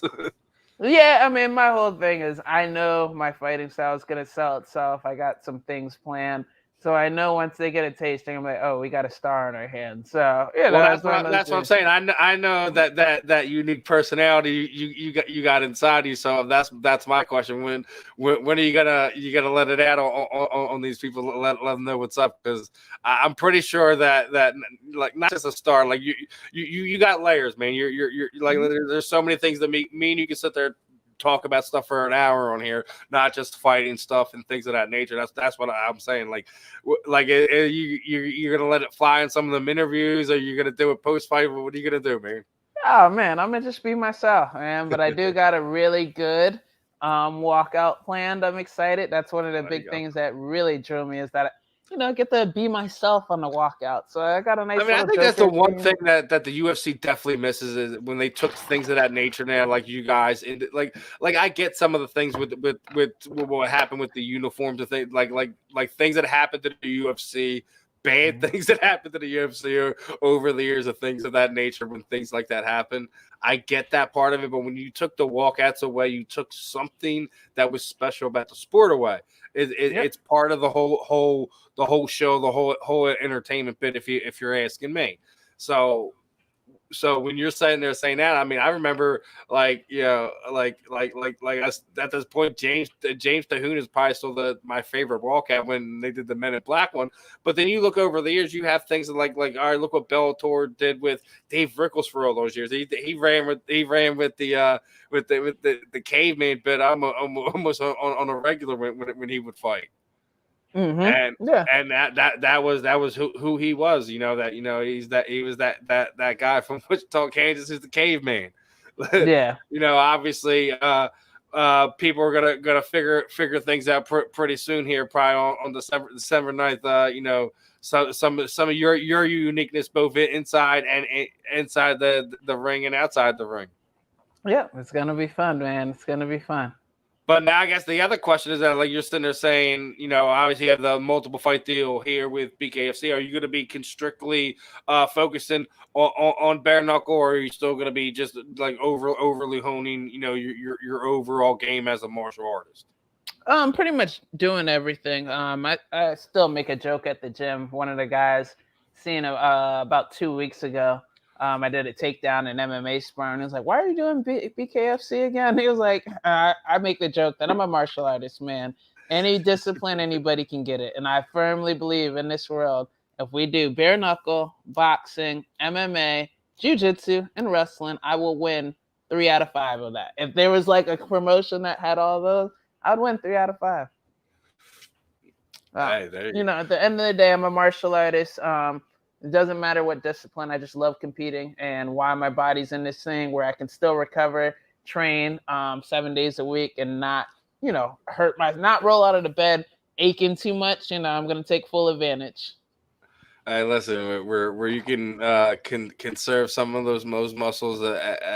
Listen, I'm not going to take that away from anybody. I know a little bit about keeping things on the right side of things, especially when you're sore and beat up and things of that nature. So it's you're definitely not going to hear anything from me. I'm going to definitely side with you there. I'll always be siding with you guys on the rest and recovery thing. You always want to hone your skills, but you always want to do it in a safe manner, not where you're overly working one area and just wearing yourself out more than you're actually improving yourself. But obviously, the big one against Robbie, you're obviously now not looking past it. Like you said, you're already excited for what BKFC is doing moving forward. But obviously, Bellator veteran, UFC veteran, no stranger to the lights. What are you hoping for in this fight? Are you hoping to kind of showcase where your hands are at now, and hopefully get the finish and not have to worry about no stinking judges, or is it just wherever the fight going is where you're just going to take it? Wherever the fight goes is where it's going to happen. I think stylistically wise, it's a horrible matchup for Robbie. I think it's one of those things where boxing wise, movement wise, he's going to eat a lot of shots. And the way I look at it, bare knuckle boxing, it's not brawling, man. So I plan to bring some boxing skills, show people different angles, stay light on my feet, pick them apart. I do believe I'm going to be the bigger guy. I do believe I'm going to be the faster guy. And I do believe I'm going to be the stronger guy. So I can't find any, and the more technical. So I can't find any check boxes where he beats me. So, at that point, I firmly believe as I touch him, pick him apart with the jab, he's going to run into a shot. And if he runs in sloppily, it'll be an early night. And if not, I do believe the shots are going to add up in bare knuckle, and the ref's going to be forced to stop it. I think you're fairly confident on your hands, and I don't know if it's a disdain for Robbie. I just think you're just confident on where you are in your game and where he is at his. You just don't feel like he's on your level at this point in time. No. I mean, I know he's a tough guy. I wanted the like I said, it's no disdain for him. It's just like I just feel like you're confident where you are, and like you feel like you're really peaking on where you're at, with your stand up, with your striking, where you are at as a martial artist. There's nothing wrong with being confident. I still don't get this, why people think like just because you feel like you're on another, like it's just this disdain for. No, it's not just disdain. I just listen, he's still a great guy. He's still a well-rounded guy. 9 out of 10 times he's gonna win some of these matchups. It's just not against me. Why does there have to be like I'm disrespecting this guy? It's one of these things I've never gotten it. Like if me and you were breaking down a fight, right? Me and you were breaking down a fight, and I've interviewed, your opponent at some point in time in the past, and I've given you like, hey, this is how I think, this is what his strengths are, and this is what I think you would have to do to win this fight. But does that mean like I'm dissing at the said fighter that I've interviewed? No, that doesn't mean I'm dissing you. I'm just giving this guy a critique on this is what I say your road to victory. This is the only way I think you could wind up winning this matchup. Is that a knock on it? No, I don't think that's a knock on any that fighter as a person and what his skill set is. Everyone has a way to be worn down at some point in time and find a hole in their game. If you could find that whole game that matches with your strength, you can win that fight. Yep. It's still not a diss. No, 100%. I think some people forget about that in this game. Like I've gotten myself in trouble over the past. Like maybe someone's just thought I was their friend or something like that. And just giving, openly honest opinions like that. I call things how I see it. I don't know how to do anything any differently than that. If that upsets people, I don't know. Like and it like when I'm explaining this, not a disrespect to Robbie at all. I just when I heard his name in bare knuckle boxing, it just didn't ring to me. Mm-hmm. I don't know if this is going to be his thing, if this is going to be his niche. Like I've heard guys' names mentioned in the past. I'm like, that guy's going to do great. And when they told me Julian Lane's going to start doing bare knuckle boxing, I'm like, oh boy, here we go. When Mike Marine Richmond came over after, he was having a rough go at it in Bellator. I knew he was going to be doing big things. That dude is going to be a fun fight. Alan Belcher, another one. He's going to be. I can't wait to see when he gets back in there again. Mm-hmm. There's going to be some great guys that are transitioning over well into bare knuckle boxing. From that MMA world. I think some guys, like you said, they're just getting tired of the grapplers, and it's not anything against it. It's just some people play the point game too much, and it ruins some guys' career. Some guys are able to do the old Chuck Liddell and sprawl and brawl. Some people are able to pick that up and able to find themselves a niche in MMA. I don't know why you have to do it anymore when you have the other options that we have now, right?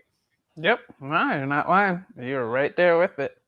I mean, dude, I think Mike Perry's going to do excellent outside of the UFC if he stays in boxing or bare knuckle boxing. I think he'll do really well.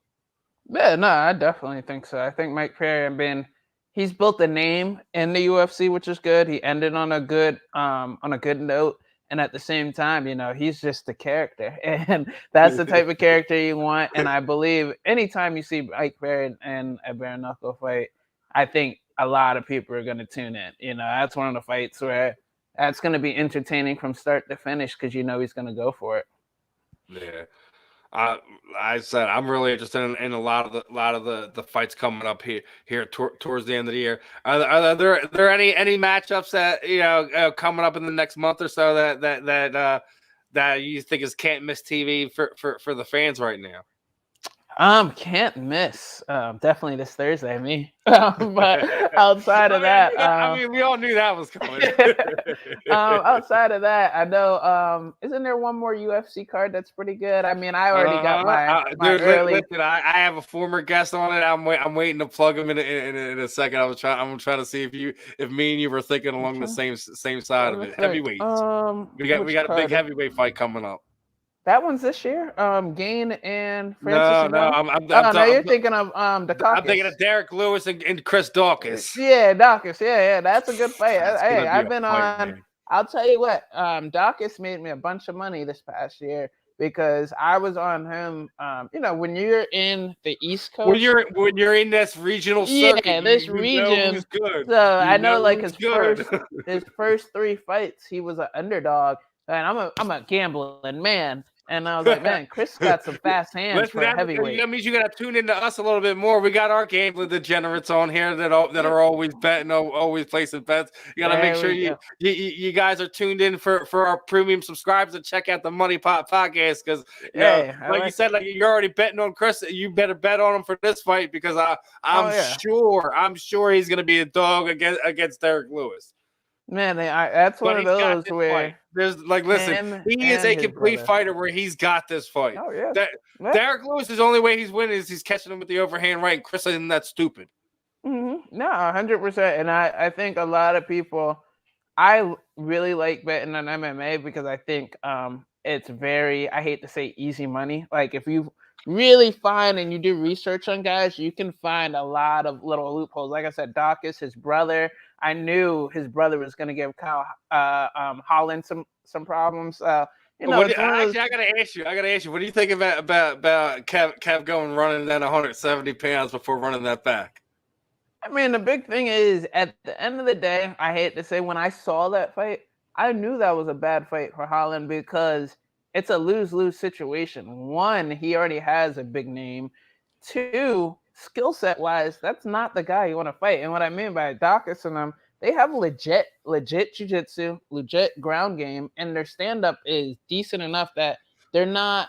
I like to put it as that's the thing that people don't know is like you know, when they seen like that they knew what their ground game was when you have somebody like Will Smith in your camp and they went in and brought in the Bang language system. You know, they reached out. You know, they're a Bang subsidiary. You know, obviously, you know, Chris and Kyle have done some things to work on their striking.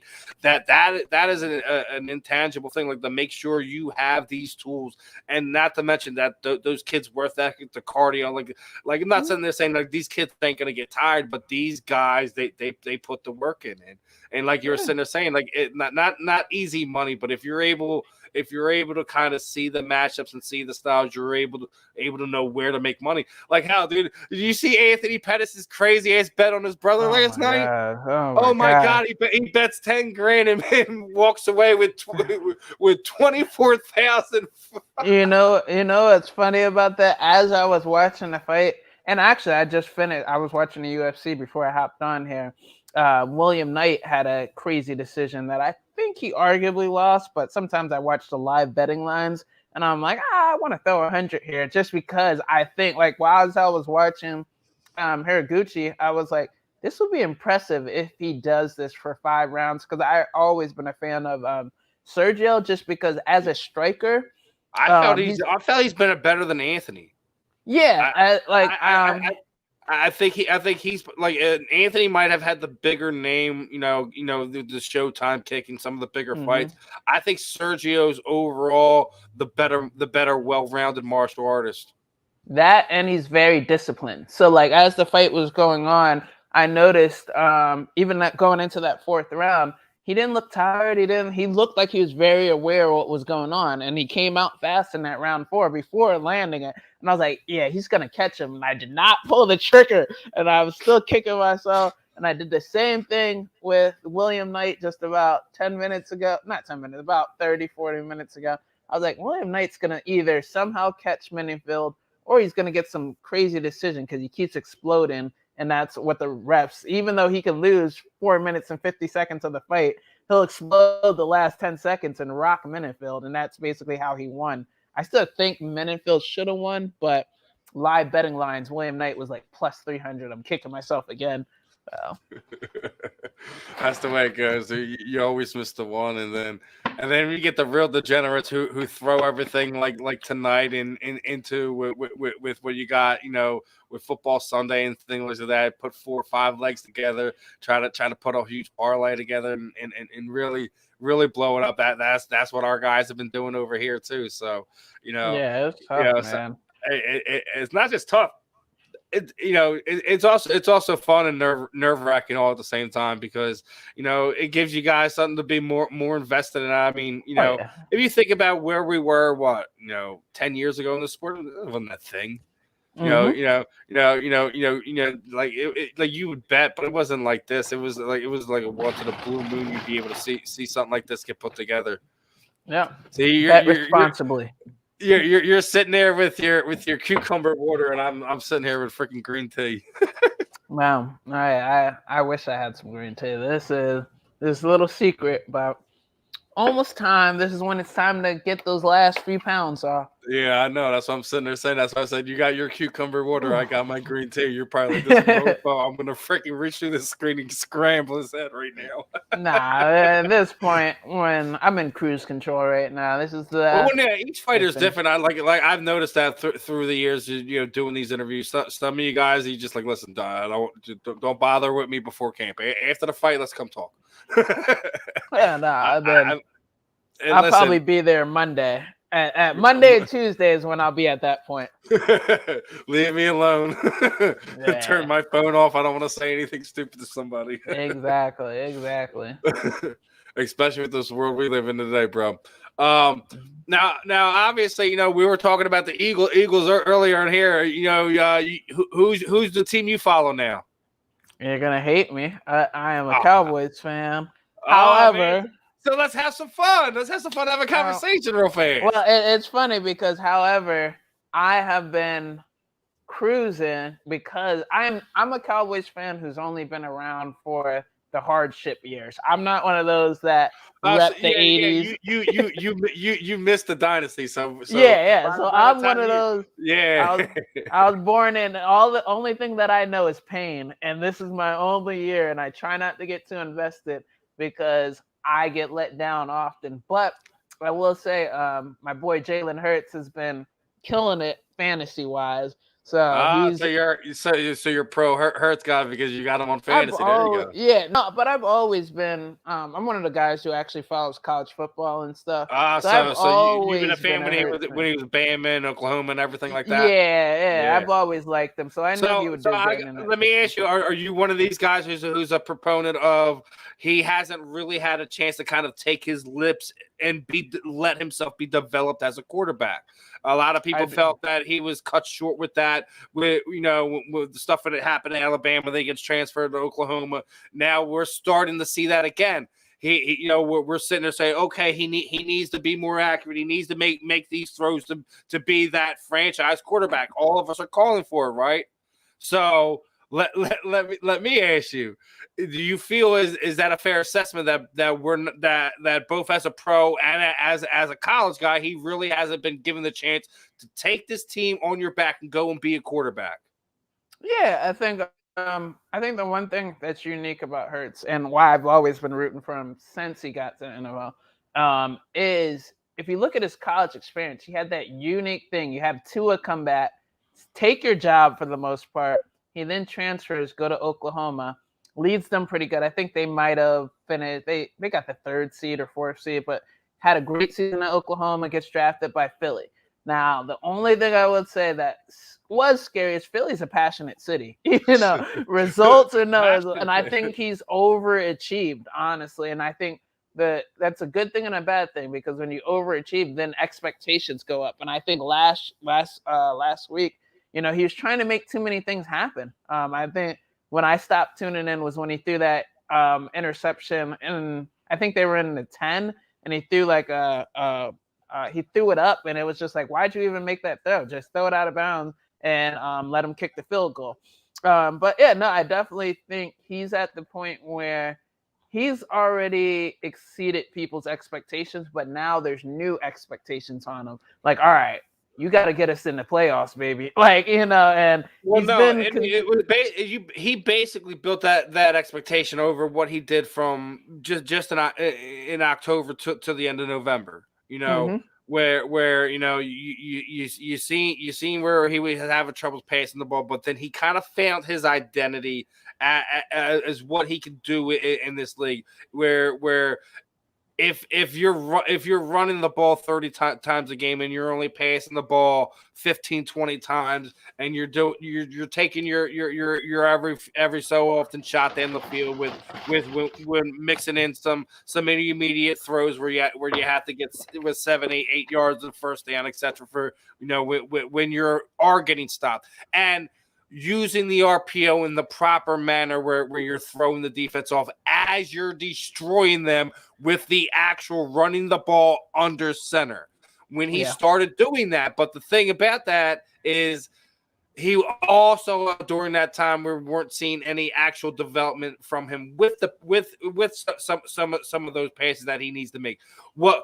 But I think the other thing that was helping him is he was being an excellent game manager to the point of protecting the ball. He wasn't turning the ball over until last week. Last week was, probably his worst game as a professional. If anyone, up to this point in time, that was probably the decision making. You could say he, at points in time, he could have cost him not only points, but the game. But you could also put that on other people, other scenarios. Them as a team lost it, but he didn't do them any favors. If, you don't throw that interception at the end of the half, you get points there.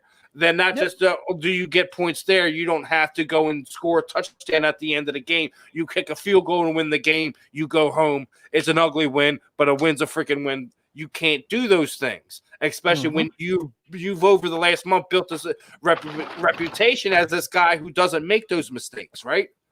So the expectations changed because of your level of play stepped up to where maybe some people didn't feel it should have been, or some people did. I always felt this is where he is. This is who he is. If you find him that niche, but not just find him that niche, have the right balance, the right calls at the right time, and it has to be a perfect formula. And we all know in football the perfect formula doesn't exist. It happens from time to time for a period of time, but everyone figures the formula out at some point in time. Someone catches up to you. We've seen that with Kyler Murray. We've seen that with Lamar Jackson. They're all in those same type of molds. I still feel he's a rich man's Tyrod Taylor. You can't tell me anything otherwise. He doesn't have the arm Tyrod Taylor has, but Tyrod Taylor doesn't have his work ethic, his freaking or his quarterback mind. I feel that Jalen has a better quarterback mind. If he had someone else's arm, I think he would probably be that guy that everyone wants him to be. He's just not quite there. Could he still develop some of those things and fix that? Yeah, I still think he could develop those accuracy problems and fix some of those things that when you get into the football of this time of year where you need to be more accurate and make those tight window throws, those back shoulders throws, throw your guy open, on a busted play and things of that nature. Granted, not everyone has freaking Aguilar part two over here with fucking Jalen Hurts sitting there having balls in his hand, closing his eyes. No. We wound up with it again, but it's something we're used to here. I don't think it's all completely on Jalen, but he's the quarterback. It'll always fall that way. He is who he is. I don't think he's a franchise quarterback where he's getting 7-year, 250. I don't think he's that guy, but I still think he is a starting quarterback in this league. He is a serviceable starting quarterback in this league. Is he a borderline superstar? Probably because of some of those wow things he can do when a play breaks down. Some of the times it drives me crazy. He looks like a freaking Stooges brother running back there, running around out of a busted pocket, but he still can make plays at times. I'm never going to take that away from him, but I know what his limitation is. I know what my eyes will show me. I'm not one of these guys that have his expectations up here. I know what he is. What drives me nuts are these people who are sitting there. Oh well, he's got Randall Cunningham's pizzazz. I'm like, what are you talking about? He doesn't have. Randall Cunningham was so full of himself. His head was in Pluto. He doesn't even have Randall's arm strength, so I don't even know why we're comparing him to X person, Y person, Z person. He's Jalen Hurts. I've already given you your best NFL comparison you're ever going to get when it comes to this guy. Should this team make the playoffs? Yeah, you look at the schedule ahead. They shouldn't have lost last week. We shouldn't lose against the Jets. We still have 2 more games against the Redskins. I already said the game at the end of the season. If you guys take care of business, should be a win for us, and we should get into the playoffs because you should already have everything locked up. That's just my personal opinion. I said it not last week, the week before. They should go 5-1 the rest of the way, maybe 4-2. I didn't think you were gonna have a laugher like that against the Jets. I felt maybe one of the Washington games you were gonna lose, but it's rough. When the expectations changes, when you go and look at how they made it through that they had a rough first half of the schedule, but they literally had the cake end on the back end. If you take care of your own business, you win 10 games. which no one, which with a pseudo rookie quarterback and rookie coach is above expectations. Yep. But here's the thing: it's attainable, and it's still attainable. If you really ask me, it's not out of reach. But they have to run the table. I don't think they can run the table. They have the offensive line to do it. They just everything's too many questions in the air. You know, can Jalen Hurts do it? Is Gardner Minshew going to be the guy? Can they continue to get great play out of the defense? Like there's too many questions if they could do it. I'm sure you got your own questions with your team moving forward. You're probably sitting there. Is the December choke job in? Right? Yeah. You know it's coming. You know it's coming, man. I'm just out of sight, out of mind. I look at the results. You don't speak it into existence for me now. Exactly. I peeked at the score of the New Orleans game, and I was like, thank you. Boom. Got another one. That's all it takes. Now, here's a better one for you. Let's have a real conversation now. Now, your quarterback Diggs over there has been destroying the league this year. Tell me that both the starting quarterbacks for the Pro Bowl shouldn't be Darius Slay and your boy Diggs on the other side, right? No, that'll be good. That'll be good. And I think the crazy part is they pretty much run the same defensive schemes. So that would be like almost locked down for the NFC. I mean, I think about it. If you think about it, between Diggs and Slay, I don't think you could ask for, if you're the Eagles / Dallas, ask for a better number ones at this point in time. Yeah, 100%. And then you add the linebackers. One of the linebackers. See, you all got some nasty linebackers, man. Don't even get me started, man. Oh, if we had your linebackers, we'd probably have the best defense in the NFL. 100%. But our front office doesn't value linebackers, and we have Alex Singleton out there as our guy. So, but no, y'all have been overachieving. I actually have Philly's. Listen, I was really upset when Davion Taylor went down with that knee injury. I thought that he was finally silencing some of his critics. He's one of these guys that can play sideline to sideline. He was somebody they needed. TJ Edwards been showing up. The defensive line for the Eagles have been looking all right. Listen, man, you had an opportunity to kind of sneak in the door. The fact that Jalen's not playing this week is kind of a telling thing for me. We got to see what happens this week, man. If they win this game and Jalen's ankle injury is a legitimate ankle injury, because it was one of those situations. Hey, I'm ready to go. I'm going to play, and then the injury report comes out and says that he's out. So they shut him down. But then the other thing, you go and look in in the media this week, and owner says, hey, I'm 100%, 110% this guy, and your general manager goes, I don't know what I'm looking at. Yep. So are we having Carson Wentz 2.0 again? Because I kind of felt like I was sitting there saying to Marcus, like I feel like we were saying about the same thing about this time last year, starting the snap count for Jalen Hurts and how long was he until he was going to take over Carson's job. So I mean, like, it's one of these things. It's what were you gonna do? It's tough, man. It's tough. Hey, listen, you don't have to worry about that. You guys got Dak, you got Zeke. Those things are solidified. We still don't know. Like, we still have guys that are sitting there. We don't know if this team's all in on Miles Sanders. Granted, he's not 100% snap guy for your running back. Obviously, I felt like Jordan Howard is the perfect spell for Miles for a lot of things. Unfortunately, he got hurt 2 weeks ago. Really missed him last week. I don't think he's playing again this week. We'll see if that's a factor. And I still think Boston Scott's a little underused here. We'll see what happens. But I think it's safe to say, no matter what, I still think we're looking forward to that Week 18 matchup, right, my friend? Oh yeah, 100%, 100%. We gotta get you back on here talking some football, man. On top of the fight stuff. I know you're the Giants. Everyone says your rivals really the Giants or the Redskins, and our real rivals the Giants. But I still think despite that fact, I still think between the fans and you look out in the world, Eagles, Cowboys always have a special rivalry. I always keep it loose and fun with my Cowboys fans. It's never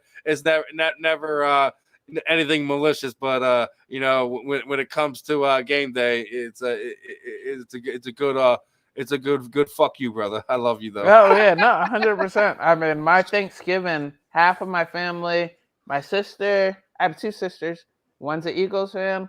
My other sister's a Cowboys fan. And then I have my brother-in-law is an Eagles fan. Then I have another brother-in-law who's a Cowboys fan. So it's split. Every holiday, I just pull out the camera and I record. The past Thanksgiving, it was a battle about. We never. I still think that's something they missed out on. With some of the Thanksgiving, like I get it. Like the Lions and Bears always play. But maybe that's something we should retire for a few years and break out some rivalry games, some cool divisional rivalry games that are actually more prevalent to now. Yep, we are definitely getting tired of watching the Lions and Bears stinking up every Thanksgiving. I mean, I get that, that NFC North is kind of it's always been that fun division to kind of always throw in there between the Packers, Lions, Bears, and all that. But I still think there's some more fun rivalries that you can be had with. Dude, they had the Cowboys in the Miami Dolphins with the Leon Lett game was arguably one of the more fun games to watch because it was snowing in Dallas on Thanksgiving and all that craziness happened. You had the Miami Dolphins of all team play. That's what I'm saying. Have some fun with it. You never know what can come of it. It doesn't 100%. Have to be snowing or anything like that. It's just some of the time it's just something fun to watch sometimes. 100%. How about we do the the Cardinals and freaking the Las Vegas Raiders? Yeah, something. Change it up, make it some fun, make some new traditions. Yeah, that would be great. I mean, I'm not sitting there saying completely forget about the old ones. I'm just saying let's put it on the back burner for a few years, or not have it as being the main game that we watch. Have it one of the earlier games that really when people are still just not really still cooking. Exactly. Well, I don't want to keep you too much longer. I know we're a little bit past our scheduled time. I know you're getting ready down to the last little bit of the weight cut, getting ready. Probably your last day before you travel, right? Oh no, we don't travel until Tuesday, so I got a few days. Got a few days. There you go. But what I'm going to do is kind of throw it over to you, Peter. How I typically do this. Throw it over to you. Anyone you'd like to thank, training partners, teammates. Shoot out your social media sites. Let the fan know where to follow your comings and goings. Any sponsors you may have, shoot them out. Any charities you're working with outside of combat sports. Anything you want to let the fan know about. The time is yours, my friend. Alrighty, guys. Follow me at Why So Serious MMA, both on Twitter, Instagram, and I think I got one more that I'm not thinking of. If it pops up later, catch me there. Other than that, tune in this December 9th. That is a Thursday night for some high quality entertainment. Huge shout out to all my sponsors. One being Journey Within Wellness, keeping the body intact. We got Elite Chiropractic, always good to get fixed up after a long training session. If you guys want a cool little Why So Serious shirt, head over to MMA Tees. Got the merch over there. Other than that, tune in this Thursday. We're going to have some fun, you guys. And definitely make sure you're tuning in. Make sure you're watching Peter's fight. And definitely heading over to MMA Tea Company. That's a subsidiary to our Philly Drinkers who make our hoodies. So definitely make sure you're keeping it in the family. Alex is always doing some awesome things. He shows us love. he also spun off and did the MMA company, which makes it awesome for fighters like Peter. A lot of the locals guys hop on, and it makes it really easy for them to kind of get their gear and product out there. They don't really have to worry. Hey man, just head over to the MMA company, check out Peter's t-shirts, all the other fighters that go through it.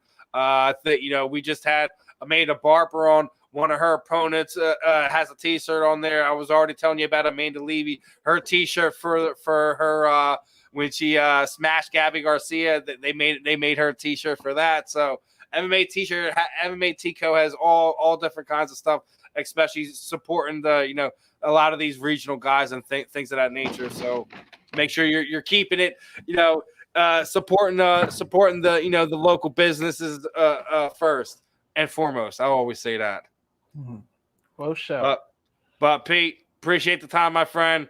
Best of skill for you December 9th. Hopefully, get out of there clean, unscathed, and you get a quick turnaround in 2022, and you're able to kind of knock some of these goals out real early on, my friend.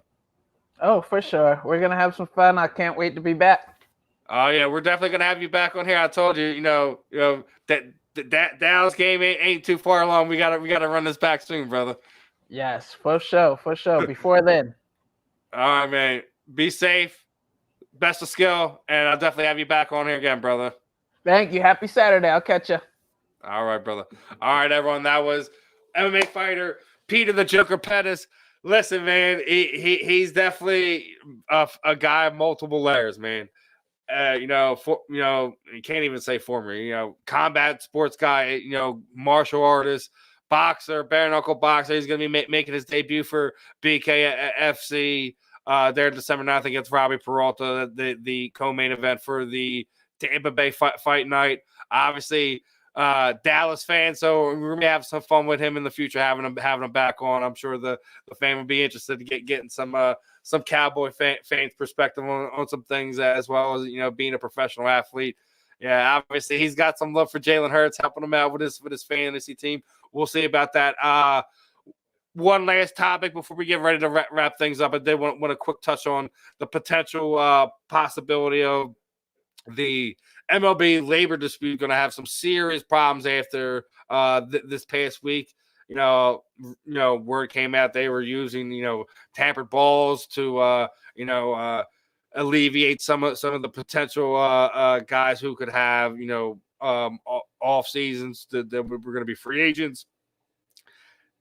Serious problem in my opinion. I think they were already miles apart before that news broke this week. I think they're in some serious trouble now. I think even the Phillies see the writing on the wall. I don't think they're going to be really dipping in too deep into their pockets. I think that there's a lot of problems that are about to hit the head when it comes to the labor discussions in Major League Baseball. I think we might see a work stoppage, and it's already bad enough considering they've already been getting in their own way, punching their own self in the eye. You don't induct anyone into the Hall of Fame last year. Then you having this one in your face now. It's not a good look. You're putting yourself in a position where basically the guys your employer with this labor dispute have no faith in you. Why would they believe anything you say at this point in time? If obviously you're putting balls on the field to try to keep guys' numbers down. Oh man, the owners, everyone, you're in for a ride. I hope I'm wrong. I hope they're able to get around this and there not be any serious issues with the upcoming season. I just don't see how they get around at this point in time. Does anyone else see a way out of this? I don't. I really don't.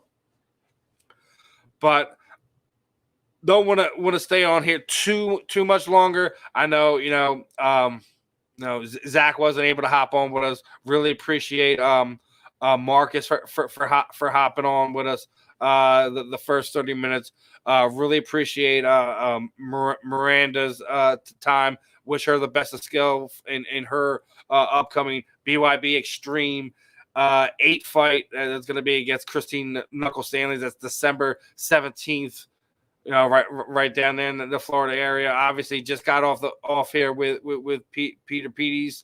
The Joker's going to be going against Robbie Peralta December 9th for BKFC fight night there in Tampa Bay.